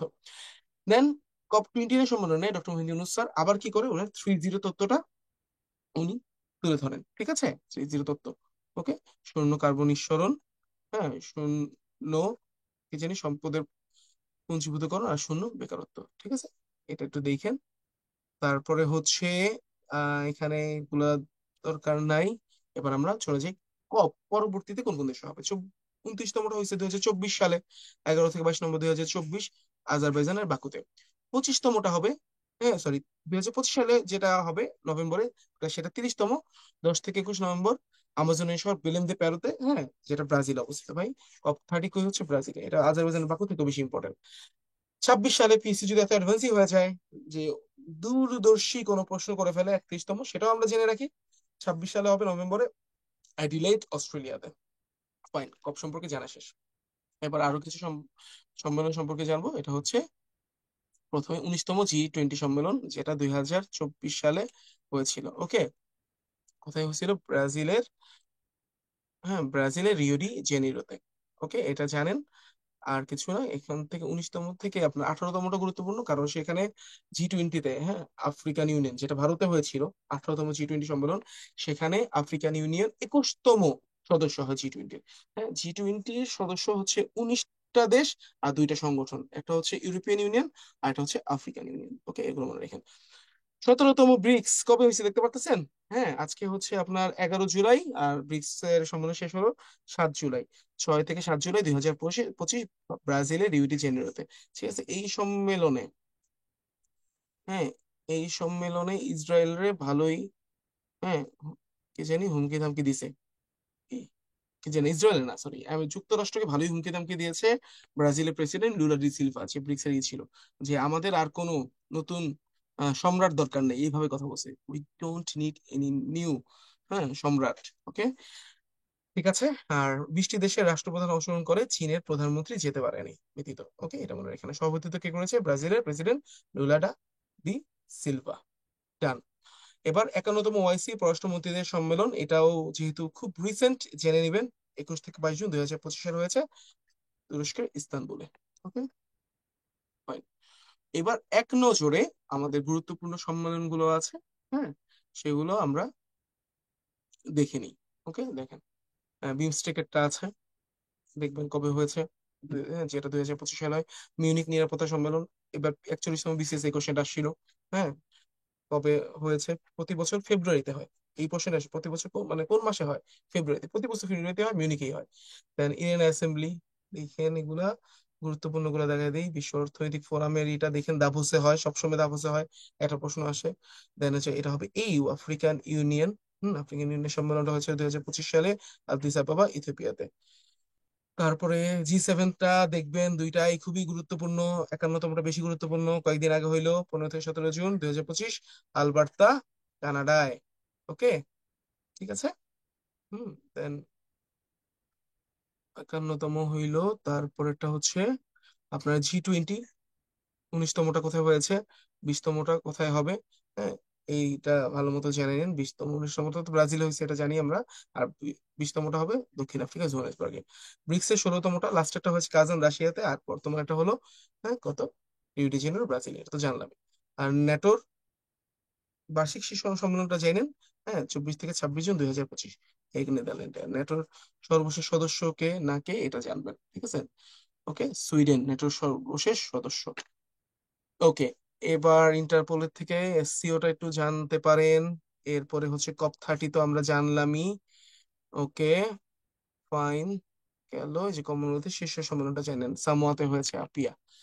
ওকে, এবার হচ্ছে সাম্প্রতিক পরিবর্তন, সদস্য সংখ্যা হ্যান ত্যানে, এটার ডিএটা ইম্পর্টেন্ট। ডিএটা জানবেন। এনডিপি ইম্পর্টেন্ট, 12টা দেশ। ওকে, 12টা। Colombia, Uzbekistan last. ওকে, আগে ছিল 10টা, পরে দুইটা যোগ হয়েছে। ওকে, ব্রিক্স 10টাই। সৌদি আরব কি যোগ দিছে না দেয় নাই, হ্যাঁ, এটা নিয়ে বিশাল কনফিউশন। সৌদি আরব এখনো অফিসিয়ালি ব্রিক্সে যোগ দেয় নাই, ঠিক আছে। এটা সম্পর্কে যদি খুব লিচিট কোনো তথ্য থাকে আমাকে, আমাদের জানাতে পারেন। ওকে, দেন হচ্ছে অপেক, হ্যাঁ, অপেকের সদস্য 12টি, খুবই গুরুত্বপূর্ণ। কঙ্গো সর্বশেষ। ওকে, জি20 এই যে 21টি, হ্যাঁ, বললাম না, আফ্রিকান ইউনিয়ন সর্বশেষ। ডান। এরপরে হচ্ছে আরো যেগুলো জানবো, আসিয়ান রিজন ফোরাম, হুম, মে 27। দেখেন ন্যাটো বললাম না কিছুক্ষণ আগে, ন্যাটোটাকে জানেন, ন্যাটো 32, সুইডেন 32তম। কে, দেন হচ্ছে এআইআইবি, হ্যাঁ, 100তম নাউরু। তারপরে আমরা চলে যাচ্ছি হচ্ছে, আপনারা ডব্লিউটিওটা একটু দেখেন। এরপরে হচ্ছে, আর দেখবেন হচ্ছে আইএমএফ টা একটু দেখতে পারেন, 97তম, লিচেনস্টাইন। ওকে, এখন অপেক প্লাস সম্পর্কে জেনে যান, বুঝুন তো তেল নিয়ে কি হচ্ছে, হরমুজ প্রণালী কখন বন্ধ করে দেয়, কি দেয় না দেয়। হ্যাঁ, এইটা, এই এখন একটু হরমুজ প্রণালী সম্পর্কে একটু বলি। ঠিক আছে, হরমুজ প্রণালী খুবই গুরুত্বপূর্ণ। প্রণালী সম্পর্কে যদি কোনো প্রণালী পড়ে যেতে চান, অবশ্যই একটা প্রণালী পড়ে যাবেন, এটা হচ্ছে হরমুজ প্রণালী। ওকে, ইরানিয়ার যুদ্ধে বলাই উচিত ছিল। হরমুজ প্রণালীতে কি কি তথ্য আসবে এখানে একটু নিচে লিখে দিই। হরমুজ, হরমুজ প্রণালী। ওকে, ওকে, হরমুজ প্রণালী কাকে কাকে আলাদা করে? ইরান আর আরব আমিরাত, আরব আমিরাত, যাকে সংযুক্ত আরব আমিরাত বলে, আমিরাতকে কি করে, আলাদা করে। আর ওমান সাগর, ওমান উপসাগর, আর পারস্য, পারস্য উপসাগরকে এক করে। হ্যাঁ, সাগরকে এক করে, ঠিক আছে। এই তথ্য জানলেই শেষ। আরেকটা জিনিস জানতে হবে যে এই হরমুজ প্রণালী দিয়ে কত পার্সেন্ট বাণিজ্য যায় বিশ্বের? 30% বাণিজ্য হরমুজ প্রণালী দিয়ে হয়। বাণিজ্য মানে ট্রেড, হোল ট্রেড। আর তেল কতটুক যায়? তেল যায় 20%। 20% কি? অয়েল। ভাই, এই তথ্যগুলো জানেন, হরমুজ প্রণালী সম্পর্কে জানা শেষ। 20% তেল, সবচেয়ে গুরুত্বপূর্ণ, 20% তেল হরমুজ প্রণালী দিয়ে যায়। ওকে, এবার দেখেন অপেক প্লাসের সম্মেলনটা সম্পর্কে একটু জেনে নিই। অপেক প্লাসে আনুষ্ঠানিকভাবে যোগ দেয় কে? ব্রাজিল, ঠিক আছে। এরপরে অপেক প্লাসে যুক্ত মোট দেশ হচ্ছে 11টি। ওকে, ওপেন বলকান এগুলো দরকার নাই। এই লাস্টের তথ্যটা বড় করে দেওয়া আছে, হ্যাঁ, কি ট্রাম্প ডব্লিউএইচও থেকে আবার বের হয়ে যাবে, যেহেতু স্পেশাল বিসিএস ডব্লিউএইচও থেকে কোশ্চেন যে কোনো সাইট থেকে চলে আসতে পারে। 22 জানুয়ারি 2026, মনে রাখেন, 22 জানুয়ারি 2026 সদস্যপদ ত্যাগ করবে যুক্তরাষ্ট্র। বিভিন্ন সংস্থার প্রধান ভাই, এটা ভাই জানা যায় কে কি না কি, একটা কোশ্চেন এখান থেকে থাকবেই, যেগুলো গুরুত্বপূর্ণ তাকাই দিচ্ছি আমি, হ্যাঁ। দেখেন, কমনওয়েলথটা যাই নেন। ওকে, কমনওয়েলথ এটা খুবই গুরুত্বপূর্ণ। শার্লি বছর এখানার। ঠিক আছে, দেন হচ্ছে আমরা চলে যাচ্ছি হচ্ছে আবহাওয়া টাবহাওয়ার থেকে গুরুত্বপূর্ণ আইওসি, হ্যাঁ অলিম্পিক কমিটি জানেন। জাতিসংঘের সাধারণ পরিষদের, ঠিক আছে, সভাপতি কে ছিল, প্রেসিডেন্ট ছিল ফিলেমন ইয়াং, ক্যামেরুনের হ্যাঁ প্রধানমন্ত্রী উনি। ওকে, সিভিএফ এটা দরকার নেই জানার, এটা আসবে না। হ্যাঁ, ইন্টারপোলের একটু জেনে নিতে পারেন, এটার নাম প্রধান মহাসচিবের নাম, হ্যাঁ ভালডিসি উরকুইজা। দেন হচ্ছে বিশ্ব ব্যাংক, খুবই গুরুত্বপূর্ণ, প্রেসিডেন্টের নামটা জানেন, হ্যাঁ ভারতীয় বংশোদ্ভূত যুক্তরাষ্ট্র আমেরিকান, হ্যাঁ কে, অজয় বাঙ্গা। আর প্রধান অর্থনীতিবিদ ইন্দ্রমিত গিল, উনি ইন্ডিয়ার। ঠিক আছে, এডিবিটা গুরুত্বপূর্ণ, চাইনিজ প্রেসিডেন্টকে মাসাতো কান্দা, জাপানে বাড়ি। আইসিজেটা খুবই গুরুত্বপূর্ণ, বুঝেন তো, ইসরায়েলের অনেকেই শাস্তি দিছে আইসিজে, তো উনি ইম্পর্টেন্ট। হ্যাঁ, ইউজি ইওয়াসাওয়া, ঠিক আছে, ইওয়াসাওয়া জাপান। ওআইসির প্রেসিডেন্ট মহাসচিব গুরুত্বপূর্ণ, হুসেন ইব্রাহিম তাহা সাদের। তারপরটা অপেকের কে মহাসচিব, হাইতাম আল গাইস। ওকে, ওনার বাড়ি কোথায়, কুয়েত। দেখেন, হ্যাঁ খুবই এগুলো ইম্পর্টেন্ট ইম্পর্টেন্ট। অপেক নেটওয়ার্কটা দেখবেন, নেটওয়ার্ক মহাসচিব মার্ক রুটে, খুবই গুরুত্বপূর্ণ, নতুন মহাসচিব উনি, নেদারল্যান্ডে বাড়ি। আফ্রিকান ইউনিয়নটা জাও লরেন্সো অ্যাঙ্গোলার চেয়ারপারসন। ওকে, কমিশন ইউনিট লাগবে না। ডাব্লিউটিওটা হ্যাঁ দেখলে একটু দেখতে দেখতে পারেন। ইয়ে বলে নাইজেরিয়ার। দেন হচ্ছে আইএইএ ভাই, সবচেয়ে গুরুত্বপূর্ণ, যে তুমি 100টা তারাও মারি স্টার মারি কম, কারণ এই লোকই প্যাচ লাগাইছে ওই যে ইরান ইসরায়েলের যুদ্ধের, হ্যাঁ। রাফায়েল মারিয়ানো গ্রসি, ঠিক আছে, আর্জেন্টিনা, যে দেখছেন আর্জেন্টিনার দল যারা করে, হ্যাঁ দেখেন একটা মুসলমান দেশের বিরুদ্ধে কেমন যুদ্ধ লাগাই দিবে এই লোক, হ্যাঁ আর্জেন্টিনা, রাফায়েল মারিয়ানো গ্রসি। ওকে, দেন হচ্ছে বিশ্ব স্বাস্থ্য সংস্থা ডাব্লিউএইচওটা ভাই, পরীক্ষা হলে ঢুকা নিষেধ। কে, ডিরেক্টর জেনারেল হচ্ছে টেড্রোস আধানম গ্রেইসুস, অনেক দিন ধরে উনি আছে, করোনার সময় উনি ছিল, ভালোভাবেই করোনাকে মানে উনি ট্যাকেল দিয়েছিল, হ্যাঁ ইথিওপিয়ার। ওকে, আইএমএফ এর ব্যবস্থাপনা পরিচালক ক্রিস্টিয়ানো জর্জিয়েভা, বুলগেরিয়া, গুরুত্বপূর্ণ খুবই। হ্যাঁ, প্রধান অর্থনীতিবিদ জেনেন যে গরিনচাস, কয়েকদিন আগে হয়েছে ফ্রান্সের। বিমস্টেকের মহাসচিব কে, ইন্দ্রমণি পান্ডে, ভারতের। ব্রিক্সের চেয়ারম্যান, হ্যাঁ সিরিল রামাফোসা, দক্ষিণ আফ্রিকার। ওকে, এখন চেয়ারম্যানশিপ চলে গেছে ব্রাজিলের কাছে, এটাকে লুলা ডি সিলভা। ওকে, দেন G7, হ্যাঁ খুবই ইম্পর্টেন্ট, চেয়ারম্যান কে মার্ক কার্নি, হ্যাঁ কানাডার আলবার্তায় হয়েছে, এই জন্য। দেন ইউএনএইচসিআর হাই কমিশনার হচ্ছে ফিলিপ্পো গ্রাইন্ডি, ইম্পর্টেন্ট স্যার, 1000 স্টার। মহাসচিব হচ্ছে গোলাম সারওয়ার, বাংলাদেশ। আর চেয়ারপারসন কেপি শর্মা ওলি। ফাইন। এবার কয়েকটা দেশের আমরা প্রেসিডেন্টদের সম্পর্কে জানি, যেগুলো যেগুলো দেখবেন, হ্যাঁ এটা হচ্ছে জানলে ভালো। ওকে, যেগুলো গুরুত্বপূর্ণ দাগিয়ে দিই, ট্রাম্প তো ইম্পর্টেন্টই। ওকে, দেন হচ্ছে ব্রাজিলেরটা জানবেন। জার্মানি 3 স্টার, জার্মানি প্রেসিডেন্ট সম্পর্কে জানেন ফেডরিকো মার্শে। ওকে, চ্যান্সেলর যিনি। ইমানুয়েল ম্যাক্রো, পুতিন সম্পর্কে তো জানেনই, চীন গুরুত্বপূর্ণ। রিসেপ তাইপ এরদোগান তুরস্কের, হ্যাঁ এটাও আমরা জানি। দেন মেক্সিকোটা জানেন, নারী প্রেসিডেন্ট যেহেতু প্রথম ক্লাউদিয়া শেনবাউম।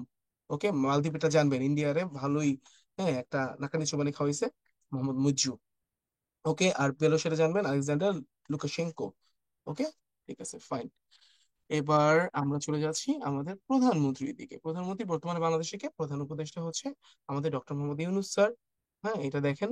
দেন পাকিস্তান একটা জানবেন, শাহবাজ শরীফ। জাপান একটা গুরুত্বপূর্ণ, হ্যাঁ শিগেরু ইশিবা। ওকে, আর ইসরায়েলের ওইটা হলো প্রধানমন্ত্রী নেতানিয়াহু, এটা একটা জানেন যে প্রধানমন্ত্রী, প্রেসিডেন্ট না, এটা বলেন না। ওকে, দেন হচ্ছে নেপালে হচ্ছে কেপি শর্মা ওলি, কানাডাতে মার্ক কার্নি। মার্চে বিশাল একটা হঠাৎ, হ্যাঁ কি করে, জাস্টিন ট্রুডো, হ্যাঁ সরে যায়, যখন আমেরিকা বলে কানাডা আমি কিনে নিমু, দখল করে নিমু, কানাডা আমার হয়ে যায় 51তম প্রদেশ, এরকম বলা বলি শুরু করলে জাস্টিন ট্রুডো সরে যায়, মার্ক কার্নি কানাডার প্রধানমন্ত্রী হয়, লিবারেল পার্টিরই। ভুটানটা জানেন শেরিং তোকবে। মায়ানমারটা মিন অং হাইং, খুবই গুরুত্বপূর্ণ, জান্তা সরকারের প্রধান। যুক্তরাজ্যেরটা 3 স্টার, কিয়ার স্টারমার, হ্যাঁ। ওকে, ও যে আগে ইন্ডিয়ার একজন ছিল না, উনি এখন আর নাই, হ্যাঁ, কি জানি ওর নাম ছিল, সানেক না কি জানি। দেন হচ্ছে এরপরে মালয়েশিয়াটা জানেন আনোয়ার ইব্রাহিম, যার সঙ্গে ডক্টর মোহাম্মদ ইউনূস স্যার আসিয়ানে যাওয়ার জন্য, মানে আসিয়ানের সদস্য পদ পাওয়ার জন্য, হ্যাঁ কূটনৈতিক বৈঠক করেছিল, যখন উনি যে বাংলাদেশে আসে, মালয়েশিয়ার প্রধান, হ্যাঁ মালয়েশিয়া সফরে যায়। ঠিক আছে, মালয়েশিয়ার প্রধান যখন বাংলাদেশে আসে তখন। ওকে, এই কয়টা জানলেই হচ্ছে। এরপরে ও, ঋষি সুনাক, মনে পড়ছে, যুক্তরাজ্যের আগের প্রধানমন্ত্রীর নাম ছিল ঋষি সুনাক, হ্যাঁ, ভারতীয় বংশোদ্ভূত। আর বর্তমান হচ্ছে কিয়ার স্টারমার। ওকে। বিভিন্ন দেশের নারী প্রধান প্রেসিডেন্ট গুলো দেখেন, ওই যে ক্লাউদিয়া শানবাউম আবার আছে, উনি ইম্পর্টেন্ট। আর বাকিগুলো দরকার নেই। নারী প্রধানমন্ত্রী, হ্যাঁ, বেতনতাক সিনাওয়াত্রা, কিন্তু খুবই রিস্কে আছে। ইতালিটা গুরুত্বপূর্ণ, জর্জিয়া মেলোনি। এনাফ। এবার আমরা খেলাধুলায় চলে যাব, খেলাধুলা থেকে যে কোশ্চেনটা আসবেই সেখানে চলে যাব। ওকে। এই প্যারিস অলিম্পিক, কেন প্যারিস অলিম্পিক গুরুত্বপূর্ণ? প্যারিস অলিম্পিক মেন থিমই ছিল 3-0, ডক্টর মোহাম্মদ ইউনূস স্যারের। কোন কোন অলিম্পিক, হ্যাঁ, ডক্টর মোহাম্মদ ইউনূসের 3-0 তত্ত্বটাকে ধারণ করে? এটা হচ্ছে প্যারিস অলিম্পিক। ওকে। এটা হচ্ছে 33তম অলিম্পিক, যেটা হচ্ছে 26 জুলাই থেকে 11 জুলাই। সর্বোচ্চ পদক পেয়েছে যুক্তরাষ্ট্র, মোট 126টি পদক, কিন্তু দুঃখজনক সর্বোচ্চ পদকের 1 নম্বরে থাকতে পারতো চীন। যদি একটা পদক বেশি পেতো, যুক্তরাষ্ট্র আর চীন সমান সমান গোল্ড পেয়েছে। কিন্তু মোট পদকের সংখ্যায় যুক্তরাষ্ট্র আগে থাকার কারণে যুক্তরাষ্ট্র 1 নম্বর হয়েছে, চীন হয়েছে 2 নম্বর। ওকে। আর বাংলাদেশি ক্রিকেট কারা যায়, এটা তো গুরুত্বপূর্ণ কিছু না। ওরকম অ্যাচিভমেন্ট আমাদের নাই। সবচেয়ে গুরুত্বপূর্ণ জিনিসটাই ছবিতে আছে। প্যারিস অলিম্পিকের মাস্কটের নাম কি? দা প্রেজেস। ওকে, দা প্রেজেস, এই যে এই দুইটা সুন্দর পাখি, এটা ছিল প্যারিস অলিম্পিকের মাস্কট। ফাইন। এবার আমরা খেলাধুলা একটু গুরুত্বপূর্ণ দেখি একটা জিনিস, দেখেন ওই যে আইসিসি চ্যাম্পিয়ন্স ট্রফি, হ্যান ত্যান, এগুলো কিছু জানা লাগবে না। খালি যে বাংলাদেশ একটু টি-20-তে প্রথমবারের মতো, হ্যাঁ, সুপার 8-এ যায়, নেপালকে হারায়, হ্যাঁ, এই জন্য নবম টি-20 বিশ্বকাপটা গুরুত্বপূর্ণ। এটা দেখেন বাংলাদেশের অ্যাচিভমেন্টটা দেখেন। আর আফগানিস্তানের সঙ্গে হেরে বিদায় হয়। ওকে, এতটুকু জানলেই হবে। হ্যাঁ, না, আর কিছু না, প্রথমবারের মতো যেহেতু কোয়ার্টার ফাইনালে গেছে, এই তথ্যটা জানলেন। দেন কিছু ছোট ছোট তথ্য আছে এখানে খেলাধুলা সম্পর্কে, এক নজরে খেলাধুলা টাইপ, এগুলো আমরা দেখে নিই। 2026 সালে ফুটবল বাছাই পর্বে প্রথম দল হিসেবে স্থান পেয়েছে হচ্ছে জাপান, এটা জেনে ফার্স্ট দল, হ্যাঁ, প্রথম দল 2026-এ যে কোয়ালিফাই করে। দেন ক্রিকেটে অসামান্য অবদানের জন্য নাইট পাইছে কে? জেমস অ্যান্ডারসন, ইংল্যান্ডের একজন বোলার, খুবই বিখ্যাত বোলার। 2024 সালে নবম টি-20, হ্যাঁ, নারী টি-20 বিশ্বকাপের চ্যাম্পিয়ন হচ্ছে নিউজিল্যান্ড। এটা দেখেন আপনারা। আর টি-20 ম্যাচে সর্বোচ্চ রান সংগ্রহ করেছে জিম্বাবুয়ে, 344 রান। ঠিক আছে। আর ওয়ানডেতে একমাত্র নারী ক্রিকেট হিসেবে হ্যাট্রিক করেছে কে? এগুলা তো টুটপাত তো চলে আসে, রুমানা আহমেদ। ওকে দেখেন। আর বাংলাদেশি আন্তর্জাতিক ক্রিকেট আছে আইসিসির, হ্যাঁ, দেখেন আমরা এখন নিজে ক্রিকেট দল নিয়ে গর্ব করতে পারি না, আমরা এখন গর্ব করতে হয় এই শরফুদ্দৌলা ইবনে শহীদ সৈকত, ডাকনাম কি? সৈকত। ওকে, ওনাকে সৈকত করে ডাকে, ঠিক আছে, বিদেশি কমেন্টেটররা। হ্যাঁ, শরফুদ্দৌলা ইবনে শহীদ সৈকত। হ্যাঁ, উনি প্রথম আইসিসি প্রাণী হয়। লর্ডসে দায়িত্ব পালন করা প্রথম, লর্ডসে দায়িত্ব পালন করা প্রথম বাংলাদেশি। ঠিক আছে, সামনে যে ইন্ডিয়া আর ইংল্যান্ডের ম্যাচ হবে সেখানে উনি দায়িত্ব পালন করবেন। নারী টি-20-তে একাধিক হ্যাট্রিক করা তৃতীয় বলার হচ্ছে ফারিয়া ইসলাম তৃষ্ণা, বাংলাদেশের। দেখেন, দেন 2030 সালের বিশ্বকাপটা গুরুত্বপূর্ণ, কারণ এটা হচ্ছে 100 বছর পূর্ণ হবে। বিশ্বকাপে খেলবে 64টি দল। ঠিক আছে, 2030-এর বিশ্বকাপে। ওকে। আর বিশ্বকাপটা কোথায় হবে? বিশ্বকাপটা হবে হচ্ছে পর্তুগাল, হ্যাঁ, স্পেন আর মরক্কোতে বেসিক্যালি, কিন্তু আরো কয়েকটা ম্যাচ আপনার দক্ষিণ আমেরিকার কয়েকটা দেশে হবে। হ্যাঁ, এভাবে বিশ্বকাপটা সাজানো আছে 100 বছর উপলক্ষে। আর 24 সাল ব্যালন ডি কে জিতছিল রুদ্রুই, হ্যাঁ, স্পেনের, দেখেন। দেন, হ্যাঁ, কোন টিমে খেলে? Manchester City team. আর ইউরোপিয়ান চ্যাম্পিয়নশিপ 2024-এর চ্যাম্পিয়ন স্পেন। আর ওই যে চ্যাম্পিয়ন্স হয় না আপনার, ইউরোপিয়ান ইউএফএ চ্যাম্পিয়ন্স, আরেকটা হয় ইউএফএ চ্যাম্পিয়ন্স লিগ, ঠিক আছে, ওইখানে চ্যাম্পিয়ন হয়েছিল পর্তুগাল। হ্যাঁ,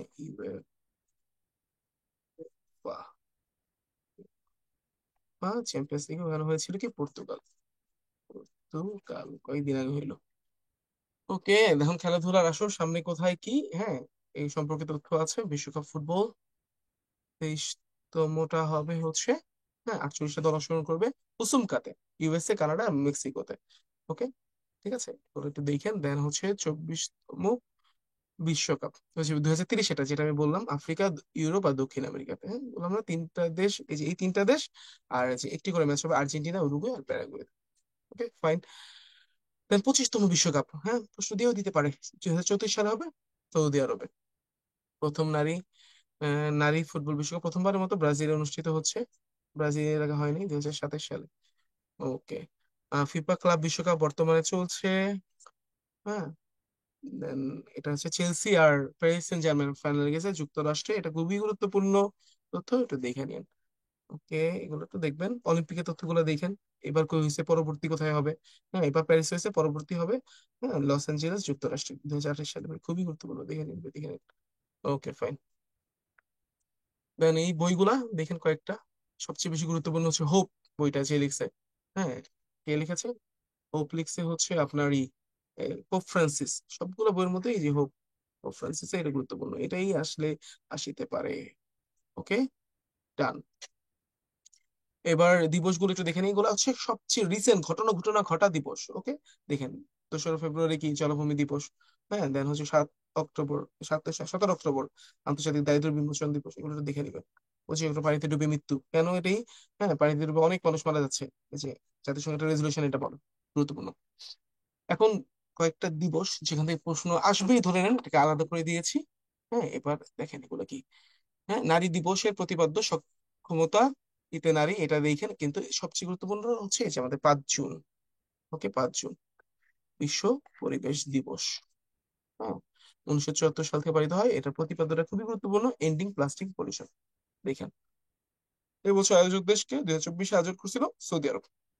ওকে, 11 জুলাই বিশ্ব জনসংখ্যা দিবস। হুম, আজকের দিনই বিশ্ব জনসংখ্যা দিবসে এসে, জনসংখ্যা দিবস আমি বলতেছি, empowering young people to create the families হ্যাঁ they want in a fair and hopeful world. আশা করি প্রশ্ন হয়ে গেছে।